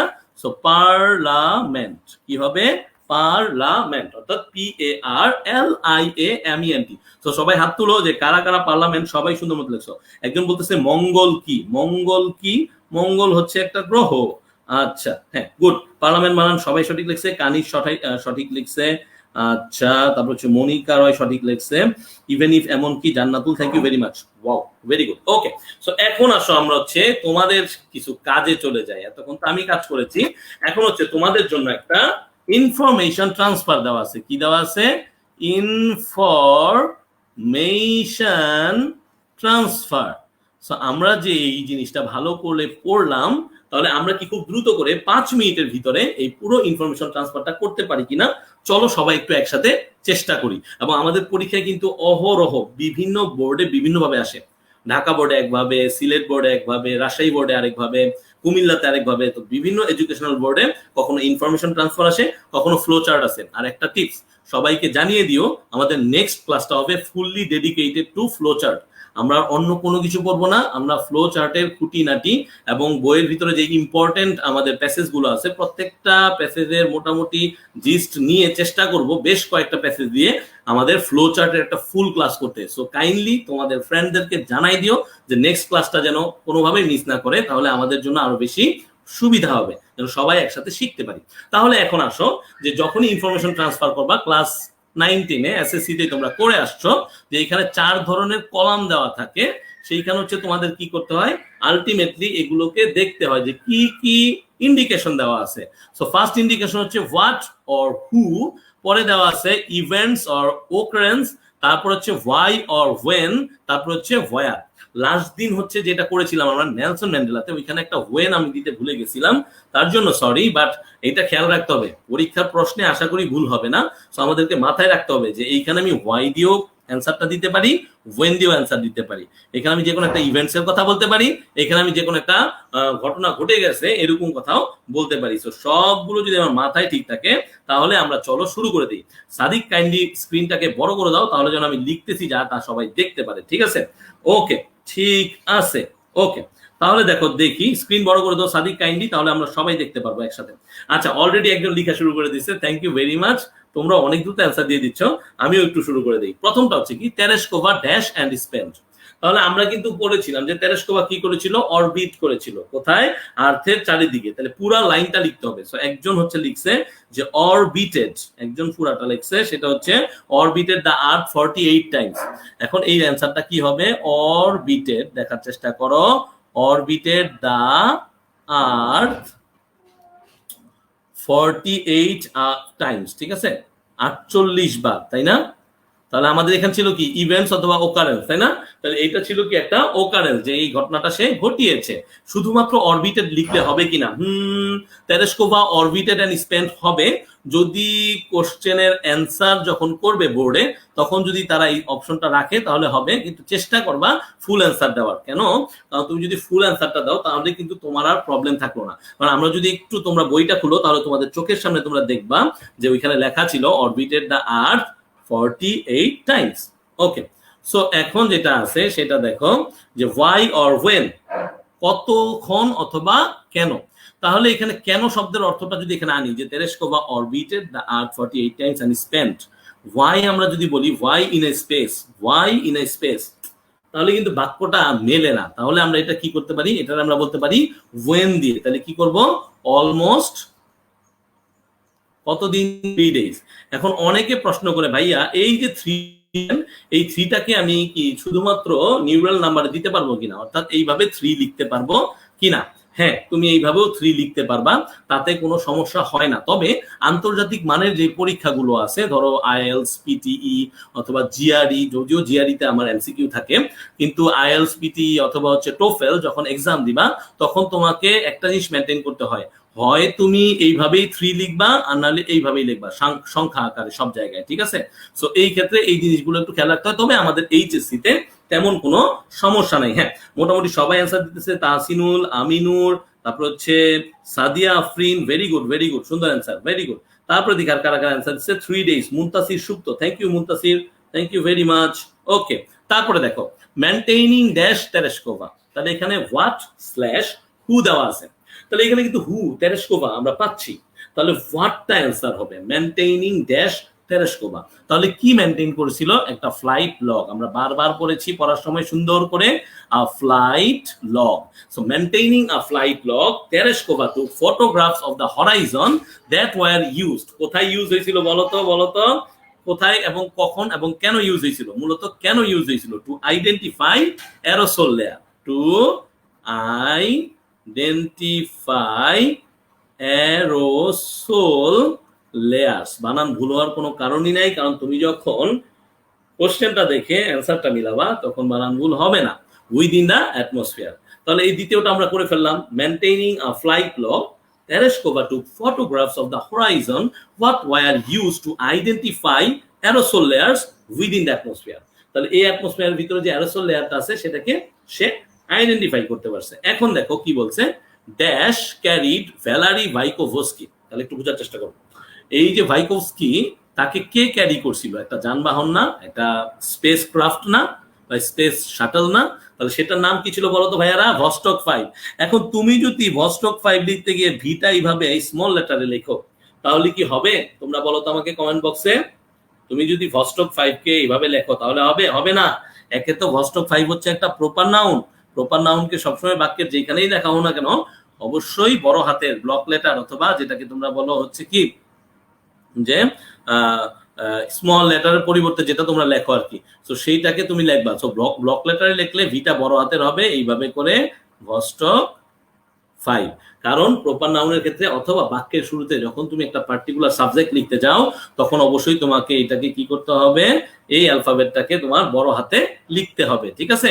তারপরে কি লিখছে দেখো, ক্যারিড ভ্যালারি ভাইকোভস্কি ফর, তাহলে কতক্ষণ, ঠিক না? কতক্ষণ, তাহলে হোয়েনের কিছুটা উত্তর এখানে আসে, ফর 5 days। এখন এই 5 ডেজটা আমি এইভাবে 5 লিখতে পারি, অথবা তোমাদের যেভাবে একটু আগে বললাম এইভাবে 5 লিখতে পারি। তবে আমি বলবো বেটার হয় এইভাবে 5 ডেজ অ্যান্সারটা লিখবা, কারণ অ্যান্সারটা যখন তুমি লিখবা তখন তো তুমি কি করবা? একটার নিচে একটা একটা করে লিখবা না? ওই দিন দেখাইছিলাম যে এ একটা অ্যান্সার, বি একটা অ্যান্সার, সি একটা অ্যান্সার, ডি একটা অ্যান্সার, এইভাবে করে তুমি অ্যান্সার গুলো লিখো। হ্যাঁ মোটামুটি সবাই সঠিক লিখতেছে, that is very very good. 5 days, Asif Adnan, Moinul Islam, Ifat Tuhi, সবাই সুন্দর লেখছে। কৌশিক রয় হচ্ছে আমাদেরকে সব কিছুই একসাথে লিখে দিচ্ছে, খুব ভালো খুব ভালো। কিন্তু 5 ডেজটা যারা যারা ব্লক লেটারে লিখতেছো, মানে বড় হাতের লিখতেছো, ঠিক আছে, তারা স্মল লেটারে লেখো, কাইন্ডলি স্মল লেটারে লেখো, ঠিক আছে? Into an orbit. তারপরে কোশ্চেনটা কি? Dash approached each other within 5 kilometres. তাহলে কারা অ্যাপ্রোচ করেছিল? ভস্টক 6 নিয়েছিল ভ্যালেন্টিনা তেরেস্কোভা, ভস্টক 5 নিয়ে গেছিল হচ্ছে ভ্যালারি ভাইকোভস্কি। তাহলে বোথ ভস্টক 5 এন্ড ভস্টক 6, তাহলে অ্যান্সারটা কি হবে? Vostok 5 and. এখন এই এন্ড লিখতে গেলে তোমরা এই যে অনেক মডার্ন করে সুন্দর করে এইভাবে চিহ্নটা লেখো। ভাইয়া এইটা লেখা যাবে না, এটা লিখো না, এখন থেকে প্র্যাকটিসটা করো। এটা ফর্মাল রাইটিং এর ক্ষেত্রে এই লেখাটাকে অ্যাভয়েড করা হয়। তুমি ইনফর্মালের ক্ষেত্রে যত খুশি লেখো, কোনো সমস্যা নাই, বাট ফর্মাল রাইটিং এর জন্য যখন তুমি লিখতেছো অ্যাভয়েড করো এই ধরনের symbolise writing. Vostok 5 and Vostok 6, Vostok 6। একটা প্র্যাকটিস করা মানে কিন্তু এই না যে শুধুমাত্র এই একটা প্র্যাকটিস করলাম, না ভাইয়া। একটা প্র্যাকটিসের মাঝখানে তুমি কিন্তু অনেকগুলো নিয়ম জেনে যেতে পারতেছ। ছোট ছোট সূক্ষ্ম কিছু ব্যাপার থাকে, যেমন এইখানেও একটা ব্যাপার আছে। ভস্টক 5 লেখার পর তুমি যদি এইখানে ভস্টকের ভিটা বড় হাতে না লেখো, ঠিক আছে, তুমি যদি ব্লক লেটার দিয়ে না লেখো, তাহলে এই অ্যালফাবেটটা যদি তুমি স্মল লেটারে লেখো তাহলে কিন্তু ভুল হয়ে যাবে, সঠিক হবে না, ঠিক আছে? এই জিনিসটা কিন্তু মনে রেখো, ঠিক আছে? তাহলে Vostok 5 and Vostok 6 approached each other within 5 kilometre. 5 কিলোমিটারের ভিতরে তারা কি করেছে? অ্যাপ্রোচ করেছে। এট ওয়ার, কোন জায়গায় 1 পয়েন্ট আমরা পড়েছি না, একটা নির্দিষ্ট বিন্দুতে স্পষ্ট করে লেখা ছিল এখানে, ঠিক না? অ্যাট 1 পয়েন্ট, কি লেখা ছিল? অ্যাট 1 পয়েন্ট তারা হচ্ছে কি করেছে, একত্রে মিশে গেছে, তারা হচ্ছে একত্রে মিশে গেছে, রাইট? সো হ্যাঁ, Vostok 5 and Vostok 6, thank you Labiba. আচ্ছা, দিতি নাহিদ বলতেছে 1 point, thank you very much, very much. তারপরে সুমন তালুকদার বলতেছে হচ্ছে 1 পয়েন্ট। হ্যাঁ, নামাজের কথা অবশ্যই মনে আছে সাইফুদ্দিন, আমরা অবশ্যই চেষ্টা করবো দ্রুত শেষ করার, নো প্রবলেম ভাইয়া। ওকে, আচ্ছা, নাম্বারটা বুঝি নাই। ওকে হারুনুর রশিদ, আমি বুঝিয়ে দিচ্ছি। তুমি বলতেছো হচ্ছে 6 নাম্বারটা বুঝো নাই। হারুনুর রশিদ একটু মনোযোগ দাও, স্ক্রিনের দিকে তাকাও। হারুনুর রশিদ 7 নাম্বারটা বুঝো নাই। 7 নাম্বারটা বলছে dash approached each other within 5 kilometres. তাহলে হোয়াট অথবা হু, এখন হু দিলে আমরা বুঝতেছি যে মানুষকে বোঝায়, পার্সনকে ইন্ডিকেট করে। কিন্তু এখানে যদি আমরা হোয়াট দিয়ে চিন্তা করি, হোয়াট, তাহলে কিন্তু আমরা দুইটা স্পেস ক্রাফটের কথা পড়েছিলাম। আমি যদি একটু স্ক্রিনটাকে আবার পেছনে নিয়ে যাই তোমাদের দিকে, তাহলে এখানে দেখো, যদি অনেক কিছু লিখে ফেলেছি তো দেখতে পারবা না, কিন্তু তারপরে এখানে দেখো লেখা আছে Vostok 6 was the final Vostok flight এবং 2 days after Vostok 5 which carried Valery Vykovsky in a similar orbit। তাহলে এই ভস্টক 5 আর ভস্টক 6 কিন্তু একই সাথে ছিল, ঠিক না? এবং 1 পয়েন্টে এসে তারা কি হয়েছিল, মিলিত হয়েছিল। তো তোমার যদি এটা বই থাকে আবার একটু বইয়ে দেখে নাও, তাহলে তুমি আশা করি বুঝে ফেলতে পারবা। থ্যাংক ইউ ভেরি মাচ, সুন্দর সুন্দর ছিল, thank you very much. Okay, তারপরে দেখো বাই রেডিও অর্থাৎ রেডিওর মাধ্যমে তেরেশকোভা কি বলতেছে, তেরেশকোভা বাই রেডিও তেরেশকোভা কমিউনিকেট। এখন তোমরা ভ্যালেন্তিনা তেরেশকোভা পুরা নামটাও লিখে দিতে পারো, তাহলে এখানে লিখে দিলাম, লিখে দিতে কোনো সমস্যা নাই। By radio Valentina Tereshkova, proper noun, অবশ্যই বড় হাতের অক্ষর লিখতে হবে। Valentina Tereshkova communicated with Bykovsky and the Soviet leader Khrushchev from what, from space, কারণ স্পেসে থাকতেই সে হচ্ছে মোটামুটি তাদের সাথে যোগাযোগ স্থাপন করেছিল।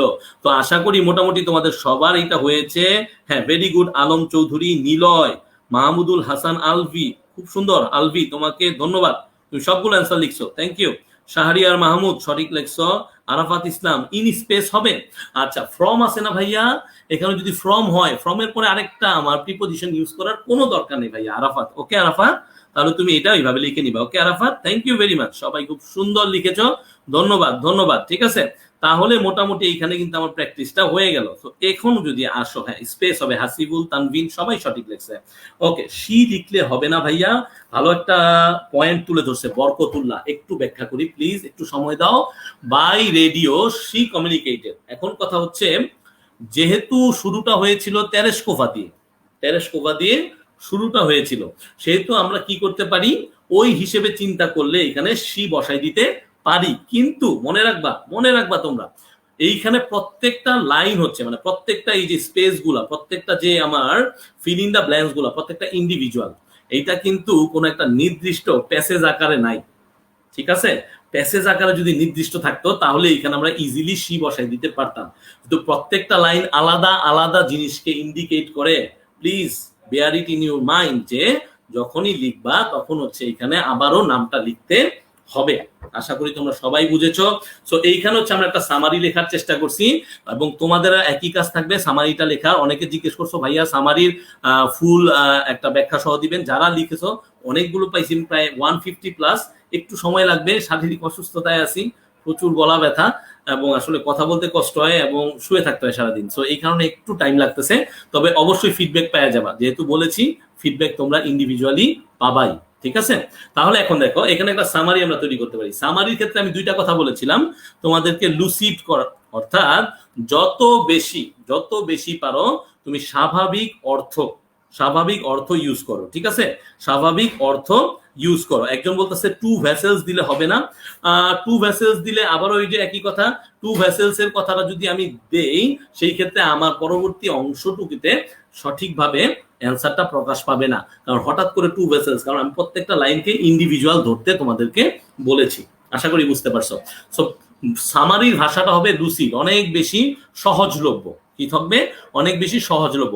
আর চেষ্টা করবা সিম্পল সেন্টেন্স লেখার, যদিও অনেক সময় সিম্পল সেন্টেন্স লেখাটা একটু টাফ হয়ে যায়, আমি জানি। চেষ্টা করবা সিম্পল সেন্টেন্সে যত বেশি লেখা যায়, ঠিক আছে?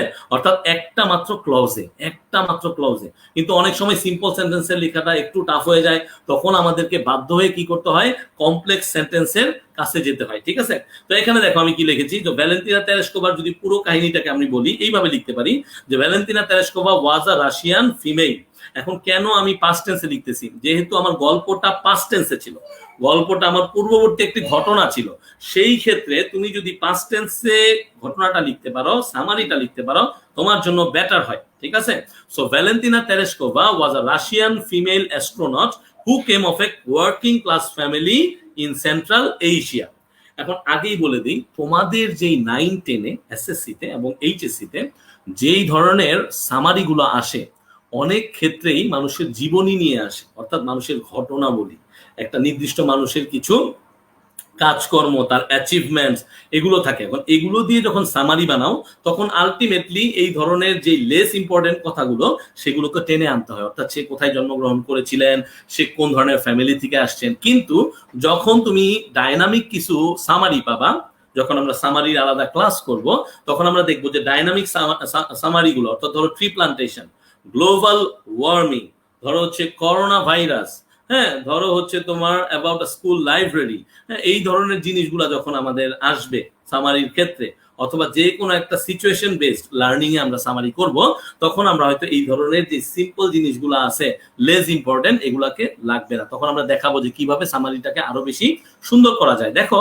Although she started her career, তাহলে অলদো দিয়ে কিন্তু এখানে আমরা একটা কমপ্লেক্স প্যাটার্ন তৈরি করে ফেলছি। ওই যে, কারণ এইখানে যদি তুমি চাও তাইলে কিন্তু ইন স্পাইট অফ কি করতে পারো, ইন স্পাইট অফ, ঠিক আছে? তুমি কিন্তু চাইলে ইন স্পাইট অফ অথবা ডেসপাইট দিয়েও এই বাক্যটাকে লিখতে পারো, just like transformation of sentence. Although she started her career in a textile factory, her expertise in sky diving led to, দেখো এখানে লিড, লিড হচ্ছে আমার ভার্ব 1, আর এখানে লেড হচ্ছে কি ভার্ব 2, এটা আমাকে মাথায় রাখতে হবে। সরি। তাহলে দেখো এখানে কি হবে, লিড থেকে হচ্ছে led, led to her selection as a cosmonaut. তাহলে দুইটা লাইন লিখে ফেললাম, এবং কিন্তু আমরা কি করলাম, দুইটা লাইনের ভিতরে মোটামুটি তার এই জীবন ঘটনাটা লিখে দিতে পারলাম। She was selected on merit basis, সে কি হয়েছিল, তাকে সিলেক্ট করা হয়েছিল মেরিট ওয়াইজ, কি wise, merit wise. After being selected she underwent a series of important training to be an astronaut, অর্থাৎ যখন সিলেক্ট হয়েছিল তাকে অনেক বেশি ট্রেনিং এর ভিতর দিয়ে দিয়েছিল, যখন সে অ্যাস্ট্রোনট হিসেবে কি হয়েছিল, ট্রেন করতেছিল তাকে। After struggling for a long time she achieved a great feat, মানে সে কি করতে পেরেছে, একটা দারুণ অ্যাচিভমেন্ট সে পেয়েছে, অ্যাচিভড আ গ্রেট ফিট, ঠিক আছে? তাহলে এইখানে আমরা দেখলাম যে প্রথম যেই আমাদের পার্টিকুলার প্যাসেজটা ছিল, আমরা গত দিন লাস্ট দিন যেটা পড়েছিলাম, সেইটার উপর ভিত্তি করে আমরা কি করতে পারলাম, এইভাবে সামারি করতে পারলাম। আশা করি তোমাদের প্রথম দিনেরটা মনে আছে, কারণ আমি বলেছিলাম যে যখনই পড়ে ফেলবো তখন এমন ভাবে করবো যেন গল্পটা আমার মনে থাকে, এবং গল্পটা এখন তুমি আরেকজনকে বলতে পারো, বুঝাতে পারো, ঠিক আছে? সো আলটিমেটলি এটা প্রথম দিনের ছিল। সো সেকেন্ড দিন যেটা আমরা আজকে পড়লাম, এইটার সামারিটা হচ্ছে তোমাদের লেখার হোমওয়ার্ক থাকবে, ঠিক আছে? এবং সেটা তোমরা আমাকে সেম ওয়েতে দেখাই ফেলবা। যেহেতু আমরা একটা লম্বা সময় ধরে আছি, এমন না যে একদিনে সামারি লেখা শিখে ফেলবো, আমরা একাধিকবার সামারি লিখতে থাকবো, দেখবো যে আমাদের লেখাটা কোন অবস্থায় চলে যায়। সো এটা কিন্তু একটা হোমওয়ার্ক রয়ে গেল, সেম ভাবে গুগল ফর্মে আমরা দিয়ে দিব। সেই গুগল ফর্মে তোমরা কি করবা, হচ্ছে এই সেকেন্ড যেটা পড়েছি এইটার সামারিটা তোমরা করে ফেলবা। এখন আসো একটা গুরুত্বপূর্ণ কোশ্চেনে। অনেকেই আমাকে এই কোশ্চেনটা করছে যে ভাইয়া, এই যে কিভাবে আপনি এই ইন্টারচেঞ্জ গুলা করতেছেন, কি বলতেছি, ইন্টারচেঞ্জ অফ ওয়ার্ডস। সাদিক একটু ইয়াটা বড় করে দাও কাইন্ডলি। ইন্টারচেঞ্জ অফ ওয়ার্ডস, অর্থাৎ কিভাবে একটা নাউন থেকে অ্যাডজেক্টিভ, অ্যাডজেক্টিভ থেকে ভার্ব। তো তোমাদের একটা কথা বলে দিই, তোমরা সাফিক্স প্রিফিক্স পড়েছিলা নিশ্চয়ই।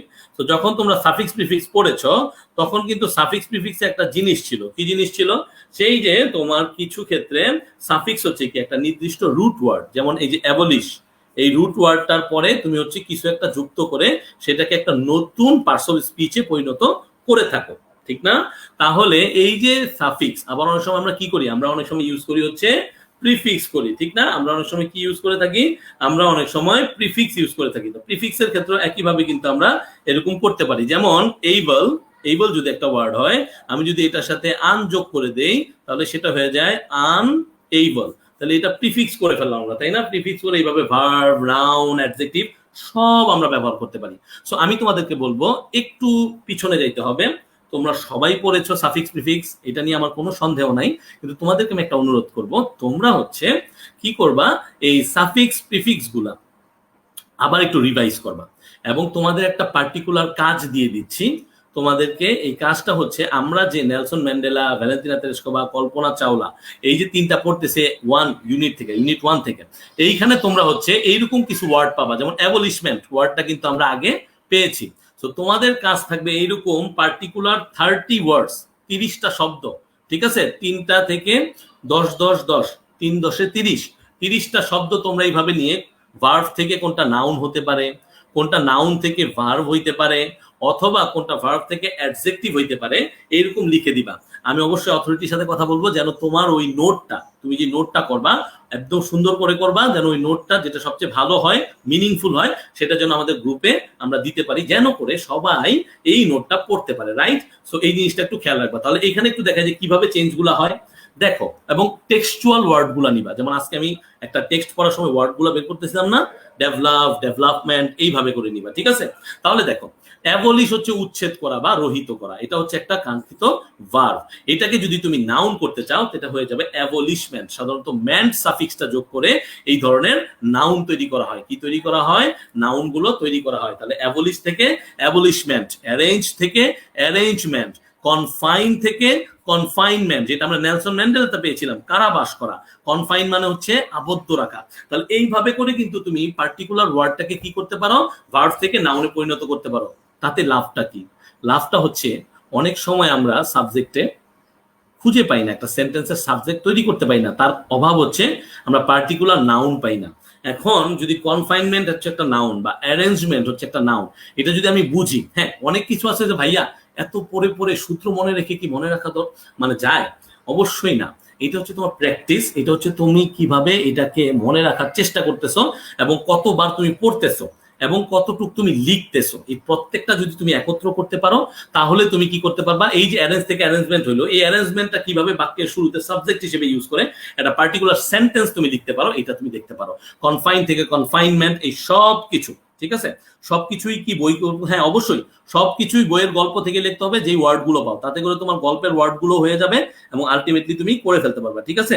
ওকে, ঠিক আছে। আচ্ছা আচ্ছা, ঠিক আছে। কোন 3টা প্যাসেজ বলতেছে একজন?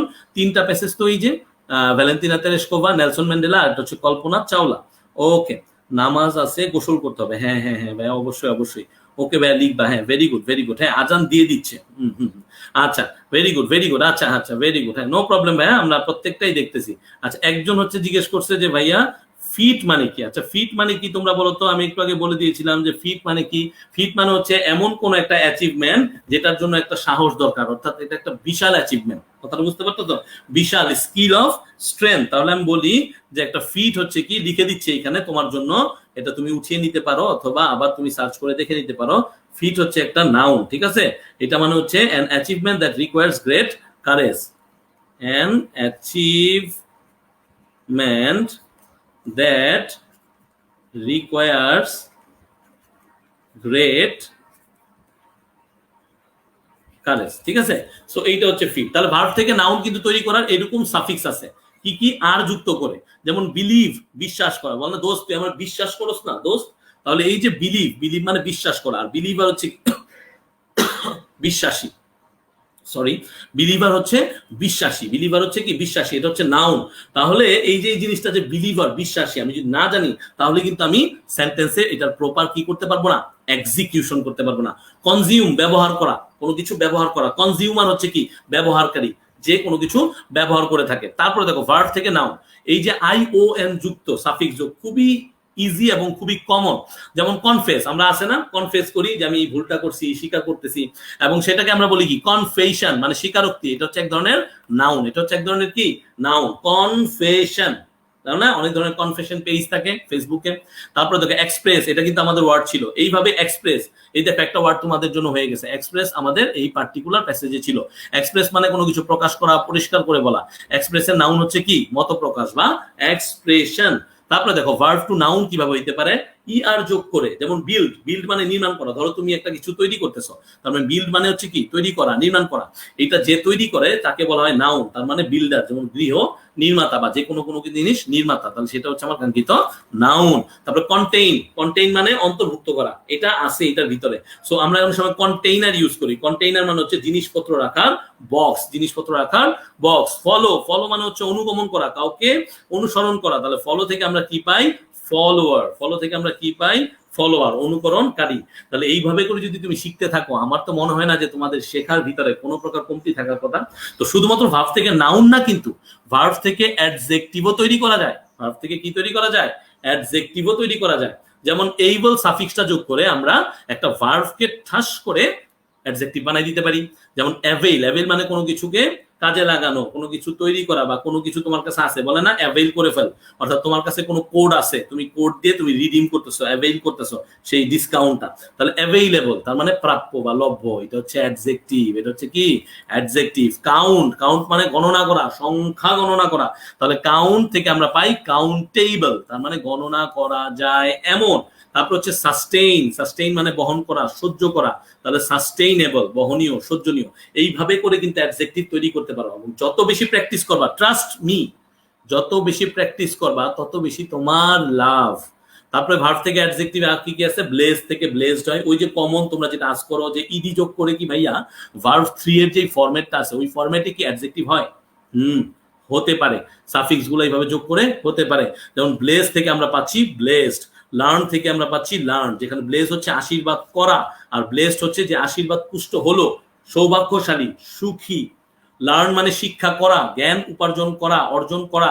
লার্ন হচ্ছে শিক্ষিত, বিদ্যান।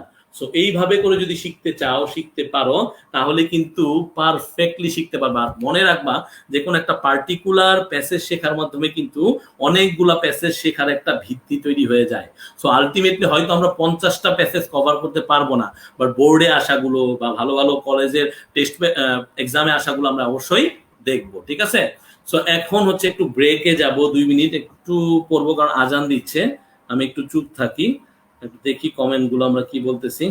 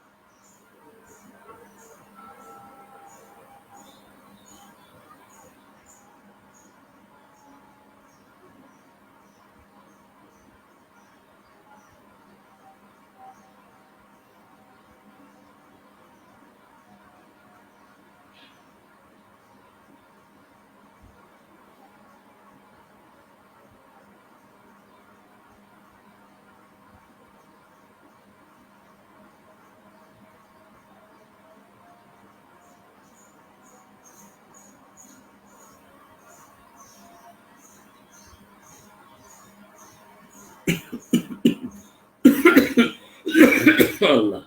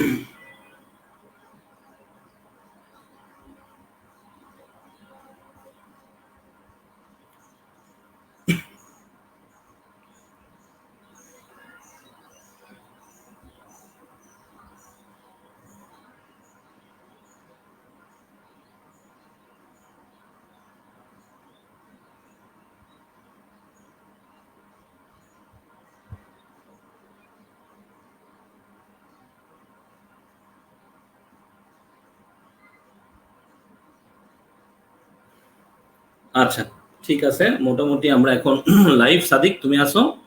সাদিক, সাদিক কে আসো? জুবায়ের, সাদিক আসো? আচ্ছা, ঠিক আছে, ওকে। সো আমরা শুরু করে দিতে পারি, আশা করি সবার ওইখানে আজান শেষ হয়েছে। সো একজন বলতেছে ফিট মানে কি, আবারও বলতেছে, আমি বাংলায় বলে দিই। ফিট মানে হচ্ছে কীর্তি ভাইয়া। ফিট মানে হচ্ছে কীর্তি। ফিট মানে হচ্ছে কি? কীর্তি। ঠিক আছে? তাহলে এই ফিট হচ্ছে মূলত কীর্তি, কোনো কিছু মানে অ্যাচিভ করা। ওকে, সো সবাই মোটামুটি আসি। যারা জামাতে নামাজ পড়বো তারা হচ্ছে কাইন্ডলি লাইফটা দেখে নিও, ক্লাসটা একটু কন্টিনিউ করতে হচ্ছে। আর যারা হচ্ছে আসি তারা থাকো, আমরা হচ্ছে একটু শেষ করি। হ্যাঁ, আশা করি তোমরা সবাই থাকবা। এবং সবাই একটু কাইন্ডলি দেখে নিবা, তোমাদের কাছে অনুরোধ করে নিচ্ছি। আসলে আমি খুবই দুঃখিত, আমার গলার ব্যথার কারণে আসলে আমি দেরি করতে হয়েছে একটু। আর একটু দেরি হয়ে গেছে হচ্ছে, একটু যান্ত্রিক ত্রুটি ছিল। হ্যাঁ, তোমরা একটু ক্ষমা সুন্দর দৃষ্টিতে দেখবা। যারা আমরা নামাজ পড়বো জামাতে তারা অবশ্যই দ্রুত গিয়ে গোসল করে নামাজ পড়ে নেই। আর যারা জামাতে যাচ্ছি না তারা একটু সময় দাও আমাকে কাইন্ডলি, আমরা হচ্ছে অবশ্যই একটু পড়াই নিয়ে। অনেক অনেক শুক্রিয়া তোমাদেরকে। তাহলে দেখো, মিনিং অফ সাম ওয়ার্ড, আমরা যখন কল্পনা চাওলা পড়তে যাচ্ছি আমরা একটু আগের স্টাইলে ফেরত যাব, তাহলে আমাদের একটু টাইম কম লাগবে। সো কল্পনা চাওলা যেটা ছিল, তো সেইখানে কিছু ওয়ার্ড আছে দেখো, আক্ষরিক অর্থ যেগুলো আমি জানি, তো সবগুলোই তোমরা জানো, আমরা একটু দ্রুত দেখে নিব। ডিটারমাইন মানে হচ্ছে দৃঢ় সংকল্পবদ্ধ। ডিজাস্টার হচ্ছে কি? আকস্মিক কোনো দুর্ঘটনা, ডিজাস্টার। যেমন কিছুদিন পরে আমাদের দেশে ঘূর্ণিঝড় হইতে পারে, কারণ সচরাচর এই মে মাসে ঘূর্ণিঝড় হয় আমাদের দেশে, তাই না? সো এটা একটা ডিজাস্টার। ব্রেক অ্যাপার্ট, ভেঙে পড়া। অনেক সময় অনেকে আছে না, ভেঙে পড়ে, কোনো কারণে ভেঙে পড়ে, যে একটা ঘটনা ঘটছে সে ভেঙে পড়তেছে, তাহলে ব্রেক অ্যাপার্ট মানে হচ্ছে ভেঙে পড়া। ব্রেক অ্যাপার্ট মানে হচ্ছে কি? ভেঙে পড়া। ওয়েটলেসনেস মানে হচ্ছে ওজনহীনতা। ঠিক আছে? ওয়েটলেসনেস মানে হচ্ছে ওজনহীনতা। তারপর হচ্ছে স্পেস ইন্টেলিজেন্ট মানে হচ্ছে মহাশূন্য বুদ্ধি বা চেতনা। তারপর লাস্ট, লাস্ট মানে স্থায়ী হওয়া। ডিপ্লয়, ডিপ্লয় মানে স্থাপন করা। অর্থাৎ তুমি ধরো একটা নলকূপ তুমি লাগাবা, ঠিক আছে? তাহলে ডিপ্লয় হচ্ছে স্থাপন করা। আচ্ছা, তোমরা একটু স্ক্রিনে দেখে নাও ওয়ার্ড গুলা, কেউ কেউ চাইলে উঠায় লিখে নাও, প্র্যাকটিসটা হয়ে যাবে। আমরা আরেকটু চুপ থাকি, আরেকটু নীরব থাকি, আজান দিচ্ছে আরেক জায়গায়। একটু সময় দিবা তোমরা আমাকে কাইন্ডলি, তোমরা যদি থাকো আমি তোমাদের সাথে আছি।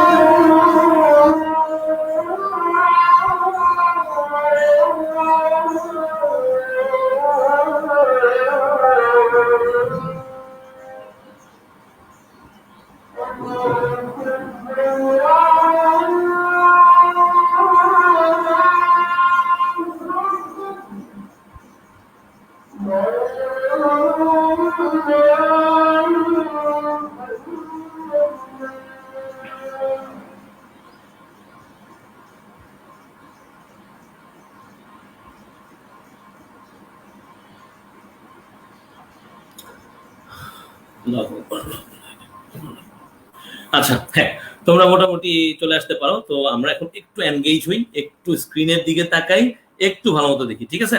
তাহলে দেখো, রিট্রাইভ, রিট্রাইভ হচ্ছে মেরামত করা, কোনো কিছুকে হচ্ছে ঠিকঠাক করে নেওয়া। ম্যালফাংশন, মালফাংশন মানে হচ্ছে কি স্বাভাবিকভাবে কাজ করতে না পারা, বারবার করে, ঠিক আছে? তার মানে হচ্ছে স্বাভাবিকভাবে কাজ করতে না পারা। আর হচ্ছে রিপিটেডলি মানে হচ্ছে কি বারবার, রিপিটেডলি মানে হচ্ছে কি বারবার। ডিলেই, ডিলেই মানে হচ্ছে বিলম্বিত হওয়া। তাহলে আমাকে বলো তো, ম্যালফাংশনের যেই অ্যান্টোনিম আছে তাহলে কি হবে? অবশ্যই কি হবে? অ্যান্টোনিম হবে হচ্ছে ফাংশন করে, যেটা ফাংশন, ঠিক আছে? তারপরে দেখো, ডিলেই, ডিলেই মানে হচ্ছে বিলম্বিত হওয়া। কনফ্লিক্ট, অনেক সময় থাকে না কনফ্লিক্ট, দ্বন্দ্ব, ঠিক না? কনফ্লিক্ট হচ্ছে দ্বন্দ্ব। ইল ফেটেড, দেশে দেশে এই কনফ্লিকশন থাকে। তাহলে কনফ্লিক্ট বুঝলে কিন্তু কনফ্লিকশনও বোঝা উচিত, কোনটা ভার্ব আর কোনটা নাউন। ইল ফেটেড, ইল ফেটেড মানে হচ্ছে দুর্ভাগ্য বা হতভাগ্য। ইনফেটেড মানে হচ্ছে কি দুর্ভাগ্য বা হতভাগ্য। আর আমরা যদি বলি কন্ডাক্ট, কন্ডাক্ট মানে কি? কন্ডাক্ট মানে হচ্ছে চালানো। তাহলে মোটামুটি করে যদি আমরা বুঝতে পারি এগুলা, তাহলে হচ্ছে আমরা পরবর্তী স্ক্রিনে চলে যাই, দেখি আমাদের জন্য কি আছে। বলছে এখানে মাইক্রোগ্র্যাভিটি, মাইক্রোগ্র্যাভিটি মানে খুব দুর্বল অভিকর্ষ। গ্র্যাভিটি সম্বন্ধে যারা জানি তারা বুঝতে পারবো। আর মাইক্রো মানে খুবই ছোট, কিন্তু এখানে ছোট না বুঝিয়ে দুর্বল বোঝাচ্ছে, ঠিক আছে? মাইক্রো দিয়ে দুর্বল বোঝাচ্ছে। ডিসইন্টিগ্রেট, ডিসইন্টিগ্রেট মানে ভেঙে পড়া। রি এন্ট্রি, রি এন্ট্রি মানে হচ্ছে পুনঃপ্রবেশ, পুনঃপ্রবেশ। প্রায়র, প্রায়র টু মানে হচ্ছে পূর্বে। এই যে প্রায়র টু, এই প্রায়র টু কিন্তু যে বিফোর এদেরকে বোঝায়। তাহলে প্রায়র টু মানে হচ্ছে কি পূর্বে। ল্যান্ডিং, ল্যান্ডিং মানে হচ্ছে অবতরণ। শাটল, শাটল মানে মহাকাশযান। ইন্টেন্স মানে হচ্ছে তীব্র, প্রচন্ড। ফ্যাটাল, ফ্যাটাল মানে হচ্ছে মারাত্মক। পিল অফ, খসে পড়া, এটা মনে রাখবা যারা আসো ক্লাসে। পিল অফ মানে খসে পড়া, কোনো কিছু খসে পড়ে যাচ্ছে। ইনসুলেট মানে হচ্ছে অন্তরিত করা। তোমরা ইনসুলেশন পড়ছো, সেখানে ইনসুলেট আছে, ফিজিক্স যারা পড়ো তারা জানো ইনসুলেট হচ্ছে অন্তরিত করা। পেনিট্রেট মানে কোনো কিছুকে ভিতর দিয়ে প্রবেশ করানো। তাহলে পেনিট্রেট, ধরো তুমি ইফতারের সময় তুমি আপেল কাটতেছো, বা যে কোনো সময় আপেল কাটতেছো, তুমি ছুরি দিয়ে কাটতেছো, সেটাকে কি করতেছো? ভিতরে প্রবেশ করিয়ে মাঝখান দিয়ে তারপরে কাটতেছো। এটাই হচ্ছে পেনিট্রেট। ইন্টেরিয়র, অভ্যন্তরভাগ, এটা অ্যান্টোনিম হচ্ছে এক্সটেরিয়র, বহুবার পড়েছি আমরা। তারপরে ব্রেকডাউন, ব্রেকডাউন মানে হচ্ছে ভেঙে পড়া। ব্রেকডাউন মানে হচ্ছে কি ভেঙে পড়া। তাহলে চলো আমরা মোটামুটি যেহেতু এইটুকু দেখে ফেলেছি, পরের অংশটুকু দেখি। অ্যারোনটিক্যাল, এখন আমরা কিন্তু অ্যাস্ট্রোনট সম্বন্ধে শিখেছিলাম। অ্যাস্ট্রোনট কি ছিল? যে কিনা মহাকাশচারী। আর এই অ্যাস্ট্রোনট কিভাবে হয়? অ্যাস্ট্রোনট হয় হচ্ছে পড়ে, আবার অনেক সময় না পড়েও হইতে পারে। সো অনেকে অ্যারোনটিক্যাল ইঞ্জিনিয়ারিং পড়তে চাও তোমরা, তাই না? আমাদের বাংলাদেশেও আছে এই সাবজেক্টটা। সো এই অ্যারোনটিক্যাল মানে হচ্ছে কি বিমান চালানো বিদ্যা সম্পর্কিত। Relating to science that deals with airplanes and flying. কারণ অ্যাস্ট্রোনটদের কিন্তু এটা করতে হয়, এটা মেনটেন করতে হয়। তাহলে এটার মিনিংটা কি দাঁড়ায়? Relating to science that deals with airplanes and flying. এখন অনেকে জিজ্ঞেস করো, ভাইয়া এটার অ্যান্টোনিম নাই কেন? আচ্ছা ভাইয়া, কিছু কিছু ওয়ার্ড আছে যেটার অ্যান্টোনিম ডিরেক্টলি হয় না। সো তোমরা নিশ্চিত থাকো, এই ধরনের ওয়ার্ডের কখনো তোমাদেরকে এক্সামের ভিতরে স্পেশালি অ্যান্টোনিমটা কোথায় লাগে? গ্রামার পার্টে লাগে না, 12 নাম্বার কোশ্চেনে লাগবে না ইনশাল্লাহ। অ্যারোস্পেস, অ্যারোস্পেস হচ্ছে কি নাউন একটা। এই নাউনটা মানে হচ্ছে মহাকাশ, অ্যারোস্পেস। তাহলে স্পেস কম্প্রাইজিং, কম্প্রাইজিং মানে একত্র করে রাখা, the earth's atmosphere and the space beyond. অর্থাৎ আর্থের যেই অ্যাটমসফিয়ারটা আছে তাছাড়া স্পেসের বাকি অংশ সব মিলিয়ে হচ্ছে এই অ্যারোস্পেস। তারপর হচ্ছে অ্যাস্ট্রোনট, নাউন মহাকাশচারী, a person who travels in a spacecraft into outer space, মানে মহাশূন্যে যে ঘোরাঘুরি করে। রিসার্চ, রিসার্চ হচ্ছে একটা নাউন, তার মানে হচ্ছে গবেষণা। ইনভেস্টিগেশন, এক্সপ্লোরেশন, এটার অ্যান্টোনিম আছে। তুমি রিসার্চ যারা করে তারা কি গবেষণা করে, তাই না? সো এইটার ক্ষেত্রে নেগলিজেন্স তোমরা দিতে পারো, নেগলিজেন্স। তারপর অ্যান্টোনিমটা একটু অদ্ভুত, ঠিক না? এই তারপর তুমি দিতে পারো নেগলিজেন্স। তারপর হচ্ছে ভার্টিক্যাল, খাড়া। তো তোমরা এক্স অক্ষ ওয়াই অক্ষ পড়েছো না? তো সেখানে ওয়াই অক্ষ কি থাকে? খাড়া থাকে না এরকম? তাহলে এই ভার্টিক্যাল হচ্ছে কি খাড়া। তাহলে আমাকে বলো তো এক্স অক্ষ কি থাকে জানি? হরাইজন্টাল। কি থাকে? হরাইজন্টাল। তাহলে ভার্টিক্যাল মানে হচ্ছে আপরাইট, ইরেক্ট, পারপেন্ডিকুলার, পারপেন্ডিকুলার। এবং এটা হচ্ছে স্ল্যান্টিং, মানে খাড়া না, এটা দেবে যাচ্ছে, এটা দেবে যাচ্ছে। তারপরে দেখো ডিপ্লয়, একটু আগে বলছি ডিপ্লয় হচ্ছে একটা ভার্ব, কোনো কিছু স্থাপন করা, কোনো কিছু করা। এই করা জিনিসটা হচ্ছে ভার্ব। তাহলে ডিপ্লয় হচ্ছে স্থাপন করা, সেট আপ, ডিসপ্লে, ঠিক আছে, সেটআপ অথবা ডিসপ্লে, এটা হচ্ছে স্থাপন করা, আর উইথ হোল্ড হচ্ছে আটকে রাখা। উইথ হোল্ড এটা অ্যান্টোনিম, আটকে রাখা, মনে রাখবা। ডিপ্লয় ওয়ার্ডটা অনেক বেশি কাজে লাগবে। ম্যালফাংশন হচ্ছে একটা ভার্ব যেটা হচ্ছে সঠিকভাবে কাজ না করা। অনেক সময় আমাদের ল্যাপটপ, কম্পিউটার, মোবাইল ফোন এগুলো হচ্ছে কাজ করে না, তাই না? সো ওইটাকে আমরা বলতেছি malfunction. To fail to function আর ওয়ার্ক প্রপারলি। টু ফেইল মানে পারে না, ব্যর্থ, ঠিক আছে? তাহলে অ্যান্টোনিম কি হবে? একটু আগে বলে দিয়েছিলাম, ফাংশন হবে। রিট্রিভ এটাও হচ্ছে পুনরুদ্ধার করা। তোমরা যারা গেমস খেলো তারা হচ্ছে এই রিট্রিভ ওয়ার্ডটার সাথে খুবই পরিচিত। সো রিট্রিভ মানে হচ্ছে recapture, Regain, recall. Recapture, Regain, recall. তার মানে এটা অ্যান্টোনিম কি হবে? লুজ, রেলিংকুইশ। এই দুইটা তোমরা দিবা, লুজ এবং রেলিংকুইশ, এই দুইটা দিলেই মোটামুটি আমাদের হয়ে যাবে। স্যাটেলাইট মানে উপগ্রহ, এটা মানে হচ্ছে celestial body orbiting another of large size, অর্থাৎ গ্রহর উপরে যে পর্যবেক্ষণের জন্য এই ধরনের কিছু সেলেস্টিয়াল বডি যেটা অরবিটিং মানে অরবিট করতে থাকে তোমার পৃথিবীর চারপাশে, এইটাই হচ্ছে আজকের এই স্যাটেলাইট বা উপগ্রহ, ঠিক আছে? আচ্ছা, ওকে। তারপরে দেখো কি আছে, তারপরে হচ্ছে আমাদের সেই পার্টিকুলার কল্পনা চাওলা, যেটা শিখার জন্য আমরা এই কয়েকদিন অনেক আগ্রহে বসেছিলাম। হ্যাঁ, তো চলো আমরা হচ্ছে কল্পনা চাওলার এই গল্পটা একটু দ্রুত করে শিখে নেই। তাহলে Chawla was born in Karnal, India. তাহলে চাওলা কি করেছিলেন? ইন্ডিয়ায় জন্মগ্রহণ করেছিলেন, একটা এলাকার নাম হচ্ছে কার্নাল। তাহলে কল্পনা চাওলার এখানে দেওয়া আছে 17 মার্চ 1962। 17 মার্চ 1962 এটা হচ্ছে বার্থ ডেট। এটা কি? Birth date. এরপরে আছে ফেব্রুয়ারি 1, 2003, এটা হচ্ছে কি? তার মৃত্যু দিন। তাহলে she completed her earlier schooling at Thakur Bal Niketan senior secondary school, Karnal. তাহলে কার্নালের ভিতরে একটা এলাকা, সেই এলাকায় একটা স্কুল আছে, সেই স্কুলে তার সে আর্লিয়ার স্কুলিং, তার মানে হচ্ছে প্রাথমিক যে শিক্ষা সেটা গ্রহণ করেছিল কোথা থেকে? ঠাকুর Bal Niketan senior secondary school থেকে। তাহলে সেখানে কিন্তু দেখা যাচ্ছে সেকেন্ডারি স্কুল, যেহেতু হয়তো সে তার সেখানে মোটামুটি আমাদের যে এসএসসি ব্যাকগ্রাউন্ড আছে এই পর্যন্ত শিক্ষা গ্রহণ করেছিলেন। She is the first Indian born women. তবে সে হচ্ছে প্রথম এই যে ভারতীয় বংশোদ্ভূত মহিলা, the second person in space from this subcontinent. তার মানে আমাদের যে উপমহাদেশ ভারত, বাংলাদেশ, পাকিস্তান, এই উপমহাদেশের দ্বিতীয় ব্যক্তি, এই উপমহাদেশের দ্বিতীয় ব্যক্তি যে কিনা কি করেছে, যে কিনা এই জিনিসটা কি করেছে, সেটা হচ্ছে এই প্রথম নারী হিসেবে ভারতীয় বংশোদ্ভূত এবং দ্বিতীয় নারী হিসেবে এই সাবকন্টিনেন্টের একজন অ্যাস্ট্রোনট হয়েছিলেন। আফটার গ্র্যাজুয়েটিং, যখন সে গ্র্যাজুয়েশন শেষ করেছে, in aeronautical engineering from Punjab engineering college. তাহলে সে যখন এই পাঞ্জাব ইঞ্জিনিয়ারিং কলেজ থেকে তার হচ্ছে এই যে বিমান চালানো বিদ্যা, প্রকৌশল বিদ্যা, সে হচ্ছে কি করেছিল? গ্র্যাজুয়েশন শেষ করেছিল। সেই গ্র্যাজুয়েশন শেষ করার পরে সে কি করেছে? In 1982, Chawla move to the United states same ইয়ার। তাহলে তোমার যদি এমসিকিউ আসে, তোমার যদি এমসিকিউ করে, যে এমসিকিউ আসলো যে চাওলা কোন বছরে ইউনাইটেড স্টেটসে পাড়ি জমিয়েছিল, অর্থাৎ ইউএসএ তে চলে গেছিল, তাহলে তুমি বলবা 1982 চাওলা মুভ টু ইউএসএ। কি লিখবা? চাওলা মুভ টু ইউএসএ, ঠিক আছে?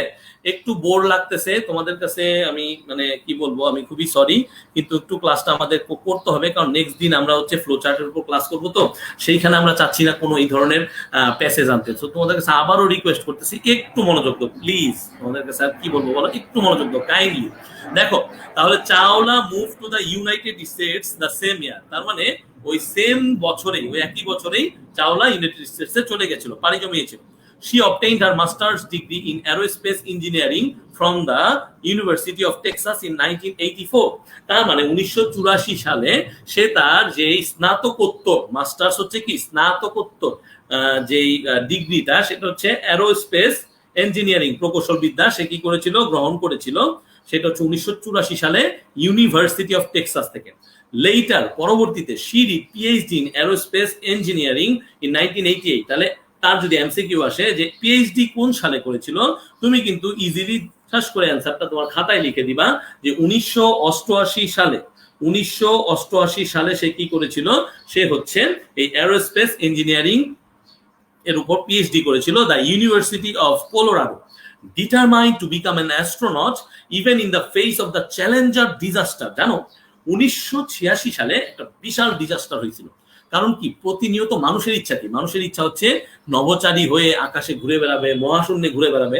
কিন্তু এরকম করতে গিয়ে একটা চ্যালেঞ্জার ডিজাস্টার হয়েছিল, সেটা হচ্ছে দ্যাট ব্রোক অ্যাপার্ট, যেটা ভেঙে পড়েছিল 73 সেকেন্ডে, মাত্র 73 সেকেন্ডস, মানে 1 minute 13 seconds into its flight, উড্ডয়নকালে leading to the deaths of his 7 crew members. 7জন যে যাত্রী ছিল তারা সবাই মারা গেছিল।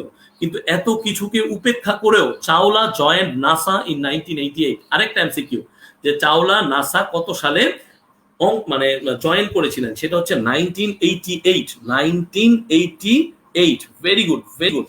আচ্ছা, ওকে।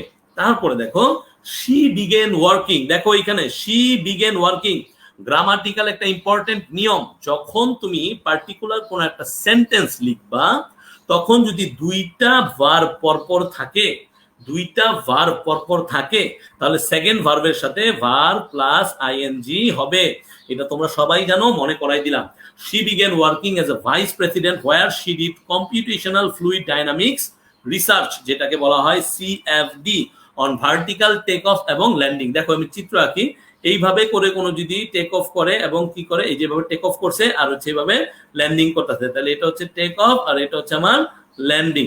তাহলে এই ল্যান্ডিং আর টেক অফের ভার্টিক্যাল মানে খাড়া ভাবে তিনি কি করার জন্য, এই খাড়া ভাবে এই যে কোনো একটা মহাকাশ যানকে টেক অফ করা অথবা ল্যান্ডিং করার জন্য একটা স্পেশাল জিনিস সে শিখেন, সেটা হচ্ছে কম্পিউটেশনাল ফ্লুইড ডাইনামিক্স। এটার উপর সে কি করেন, রিসার্চ করেন, কারণ তখন তিনি ভাইস প্রেসিডেন্ট হিসেবে যোগদান করেছিলেন। ইন 1991 সালে শি গট ইউএস সিটিজেনশিপ।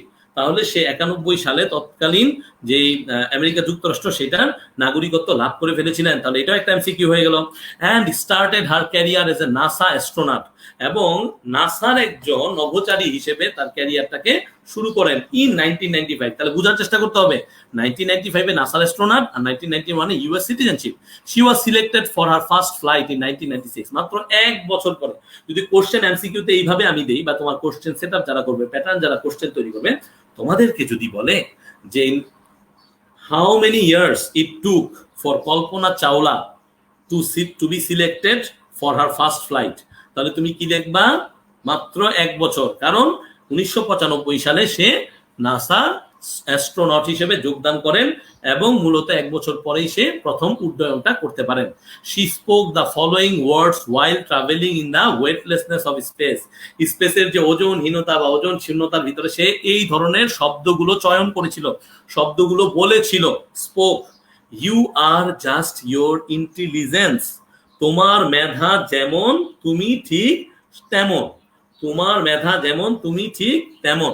সেইভাবে ওয়েটলেসনেস অবস্থায় এই কথা বলেছেন। জাস্ট লাইক হচ্ছে ওই যে হ্যামলকের পেয়ালা খাইছিল না তোমার একজন বিজ্ঞানী, এবং সেই ক্ষেত্রে আরেকজন বিজ্ঞানী জানি কি বলছিল, গ্যালিলিও, যে তবুও পৃথিবী ঘূর্ণায়মান। অর্থাৎ তৎকালীন যুগে গ্যালিলিও বলেছিল যে পৃথিবী ঘুরতেছে সূর্যকে কেন্দ্র করে, কিন্তু অনেকে এটার বিরোধিতা করেছিল, বড় বড় যারা ছিলেন তারা বিরোধিতা করার কারণে পরে তাকে জেলে নেওয়া হয়েছিল, এবং জেল থেকে বের হয়েই তার প্রথম ওয়ার্ডটা ছিল তবুও পৃথিবী ঘুরতেছে। She had travel 10.67 million Miles. তাহলে সে কতটুকু ট্রাভেল করেছে, সে ট্রাভেল করেছে প্রায় 10.67 million mile, as many as 252 Times around the world, 252 বার। তাহলে দেখো ভ্যালেন্টিনা তেরেস্কোভা মাত্র 48 বার করেছিলেন, তিনি করেছেন 252 বার। হার ফার্স্ট স্পেস মিশন, তার প্রথম যে স্পেস মিশন নামটা দিয়ে দিছে STS 87, তাহলে STS 87 এইটা ছিল তার ফার্স্ট স্পেস মিশন। এমসিকিউ যদি আসে what was her first space mission, নাম যদি দেওয়া থাকে তোমাকে দিতে হবে মিশন STS 87, কাইন্ডলি নোট করো। বিগেন অন 19 নভেম্বর 1997, 19 নভেম্বর 1997 সালে শুরু হয়েছিল, উইথ 6 আদার অ্যাস্ট্রোনটস, 6 জন আলাদা আলাদা নভোচারীদের সাথে। অন দ্য স্পেস শাটল, যে মহাকাশ যান ছিল কলম্বিয়া থেকে, কলম্বিয়া হচ্ছে দক্ষিণ আমেরিকার একটা রাষ্ট্র। On her first mission that lasted, যেটা কিনা শেষ পর্যন্ত ছিল 15 ডেজ, 15 দিনের জন্য, 16 আওয়ার্স 16 ঘন্টার জন্য, 34 মিনিটের জন্য, 4 সেকেন্ডের জন্য। তাহলে একসাথে যদি বলো যে তার ফার্স্ট মিশনটা লাস্ট করেছিল, অর্থাৎ শেষ পর্যন্ত ছিল হচ্ছে 15 দিন 16 ঘন্টা 34 মিনিট 4 সেকেন্ড। ঠিক আছে, শি ট্রাভেল 6.5 মিলিয়ন মাইল, সে হচ্ছে প্রায় 6.5 মিলিয়ন মাইল সে হচ্ছে কি করেছিল, সে ট্রাভেল করেছিল, ভ্রমণ করেছিল। She was responsible for deploying the Spartan satellite, সে হচ্ছে স্পার্টান স্যাটেলাইট নামে একটা স্যাটেলাইট স্থাপন করার জন্য তাকে দায়িত্ব দেওয়া হয়েছিল। She was responsible which however malfunction, অর্থাৎ যেটা তিনি সম্পূর্ণ ঠিকভাবে করতে পারেননি। Necessitating a space walk by Winston Scott and Takao Doi, অর্থাৎ তাকে হেল্প করার জন্য স্পেসে এসে পড়েছিলেন কারা, উইনস্টন স্কট এবং ঠাকো দোল। সে কি করেছিলেন, two of her fellow astronauts, অর্থাৎ তার দুইজন যেই নভোচারী সঙ্গে নিয়ে, যাদেরকে সঙ্গে নিয়ে সে এসেছিল, টু রিট্রাইভ দ্য স্যাটেলাইট, অর্থাৎ স্যাটেলাইটটা পুনরুদ্ধার করার জন্য, রিট্রাইভ করার জন্য, অর্থাৎ স্যাটেলাইটটাকে পুনরুদ্ধার করার জন্য। তাহলে এখানে তোমাদের বাংলা অনুবাদটা তোমাদেরকে দিয়ে দিয়েছি, তাহলে তোমরা বাংলা অনুবাদটা নিয়ে রেখে ফেলতে পারো, ঠিক আছে, এবং তোমরা পড়ে ফেলতে পারো, হরিজন্টালি থাকে। Good, very good, very good. Okay, আচ্ছা, আজকেই সব পড়ায় ফেলেন ভাইয়া। হ্যাঁ, কিছু করার নাই ভাইয়া, খুবই দুঃখিত, পিডিএফ সব দিয়ে দিব আজকেই। হ্যাঁ, আজকে প্রায় শেষ হয়ে যাবে। তোমরা হচ্ছে কি করবা, ইন্টারচেঞ্জটা দেখে নিবা, আমরা শুধু এমসিকিউ কিছু দেখবো, এমসিকিউ দেখে আমরা তোমাদেরকে ক্লাসটা শেষ করে দিব। সো দেখো, তোমাদের স্ক্রিনের উপর আছে এমসিকিউ, সাদিক একটু বড় করে দাও যেন ওরা সব এমসিকিউ গুলো সুন্দরভাবে দেখতে পারে এবং অ্যান্সার দিতে পারে। দেখো, এই যে এমসিকিউটা আছে, এখানে কি আছে দেখো, aeronautical engineering refers to. Aeronautical engineering কি বোঝায়, তাহলে আমাকে অ্যান্সার দাও। হ্যাঁ, আজকে প্রায় শেষ হয়ে যাবে এখনই। Aeronautical engineering refers to what, the engineering in aviation. তাহলে হ্যাঁ, যারা অ্যান্সার এটা দিতে পারছো, thank you very much. Aeronautical engineering হচ্ছে the study of engineering in aviation. The word intelligence stands for what, intelligence কি হিসেবে ব্যবহৃত হয়, তাহলে তোমরা সবাই জানো সেটা হচ্ছে উইজডম, সেটা হচ্ছে কি উইজডম। তাহলে মোটামুটি এখানে দুইটা আশা করি সবাই পারবে। হ্যাঁ, থ্যাংক ইউ ভেরি মাচ। হ্যাঁ, ওকে ওকে, হ্যাঁ হ্যাঁ হ্যাঁ হ্যাঁ, বুঝতে পারছি, নো প্রবলেম। আচ্ছা, একজন খুব সার্কাস্টিকলি বলছো আজকে আরো 3-4টা প্যাসেজ পড়ালে ভালো হয়। রাকিবুল, তোমার কথাটা অনেক সুন্দর হয়েছে Rakibul, I appreciate that, but কি করবো ভাইয়া, এমসিকিউ গুলো শেষ করি, তারপরে অবশ্যই ছুটি হয়ে যাচ্ছে। ওকে ওকে, তারপরে দেখো, what disaster took place in Challenger in 1986, তাহলে সে কি ডিজাস্টার ফেস করেছিল, it broke apart 73 seconds into its flight, এটা মাত্র 73 সেকেন্ডে এটা শেষ হয়ে গেছিল। What responsibility was imposed upon Chawla on her first space mission, কি রেসপন্সিবিলিটি সে ছিল, to deploy the Spartan satellite, এই স্পার্টান স্যাটেলাইটটাকে ডেপ্লয় করার জন্য। She was responsible for deploying the Spartan satellite, এটা দিয়ে কি বোঝায়, মূলত তাকে দায়িত্ব দেওয়া হয়েছিল। তাহলে she was given responsibility, she was given responsibility of setting up the Spartan satellite. তো মোটামুটি সবাই যদি দেখে থাকো, থ্যাংক ইউ ভেরি মাচ। তোমাদের যে কাজগুলো দিয়ে দিয়েছিলাম, কাজগুলো করে ফেলবা, পিডিএফ আজকে রাত্রে পেয়ে যাবা। এবং দুইটা জিনিস আছে এইখানে, এই স্যাম্পল কোশ্চেনে, একটা হচ্ছে ইনফরমেশন ট্রান্সফার, এই ইনফরমেশন ট্রান্সফারটাও তোমাদের করতে হবে। আরেকটা হচ্ছে তোমাদের এই যে একটা পার্টিকুলার তোমাদের কি দিয়ে দিব, পার্টিকুলার তোমাদেরকে একটা এই with clues, fill in the blanks, এটা দিয়ে দিব, যেটার মার্ক হচ্ছে এরকম, তোমাদের পরীক্ষায় এসে থাকে এবং মেইন বই থেকে আসে। তো এই দুইটা তোমরা একটু কাইন্ডলি আমাকে অ্যান্সার দিবা যখনই তোমরা সময় পাও, এবং তোমাদের ফ্রেন্ডদেরকে মেনশন করে দিবা। ধন্যবাদ সবাইকে, আমার জন্য একটু দোয়া করবা, আসলে শরীরটা অনেক খারাপ। এবং ভালো থাকবা সবাই, অনেক ভালো থাকো, সুস্থ থাকো, সবাই নামাজ আদায় করে নাও। যারা যারা ছিলেন তাদেরকে মনের অন্তরস্থল থেকে ধন্যবাদ জানাই। খেয়াল রেখো নিজের। আসসালামু আলাইকুম।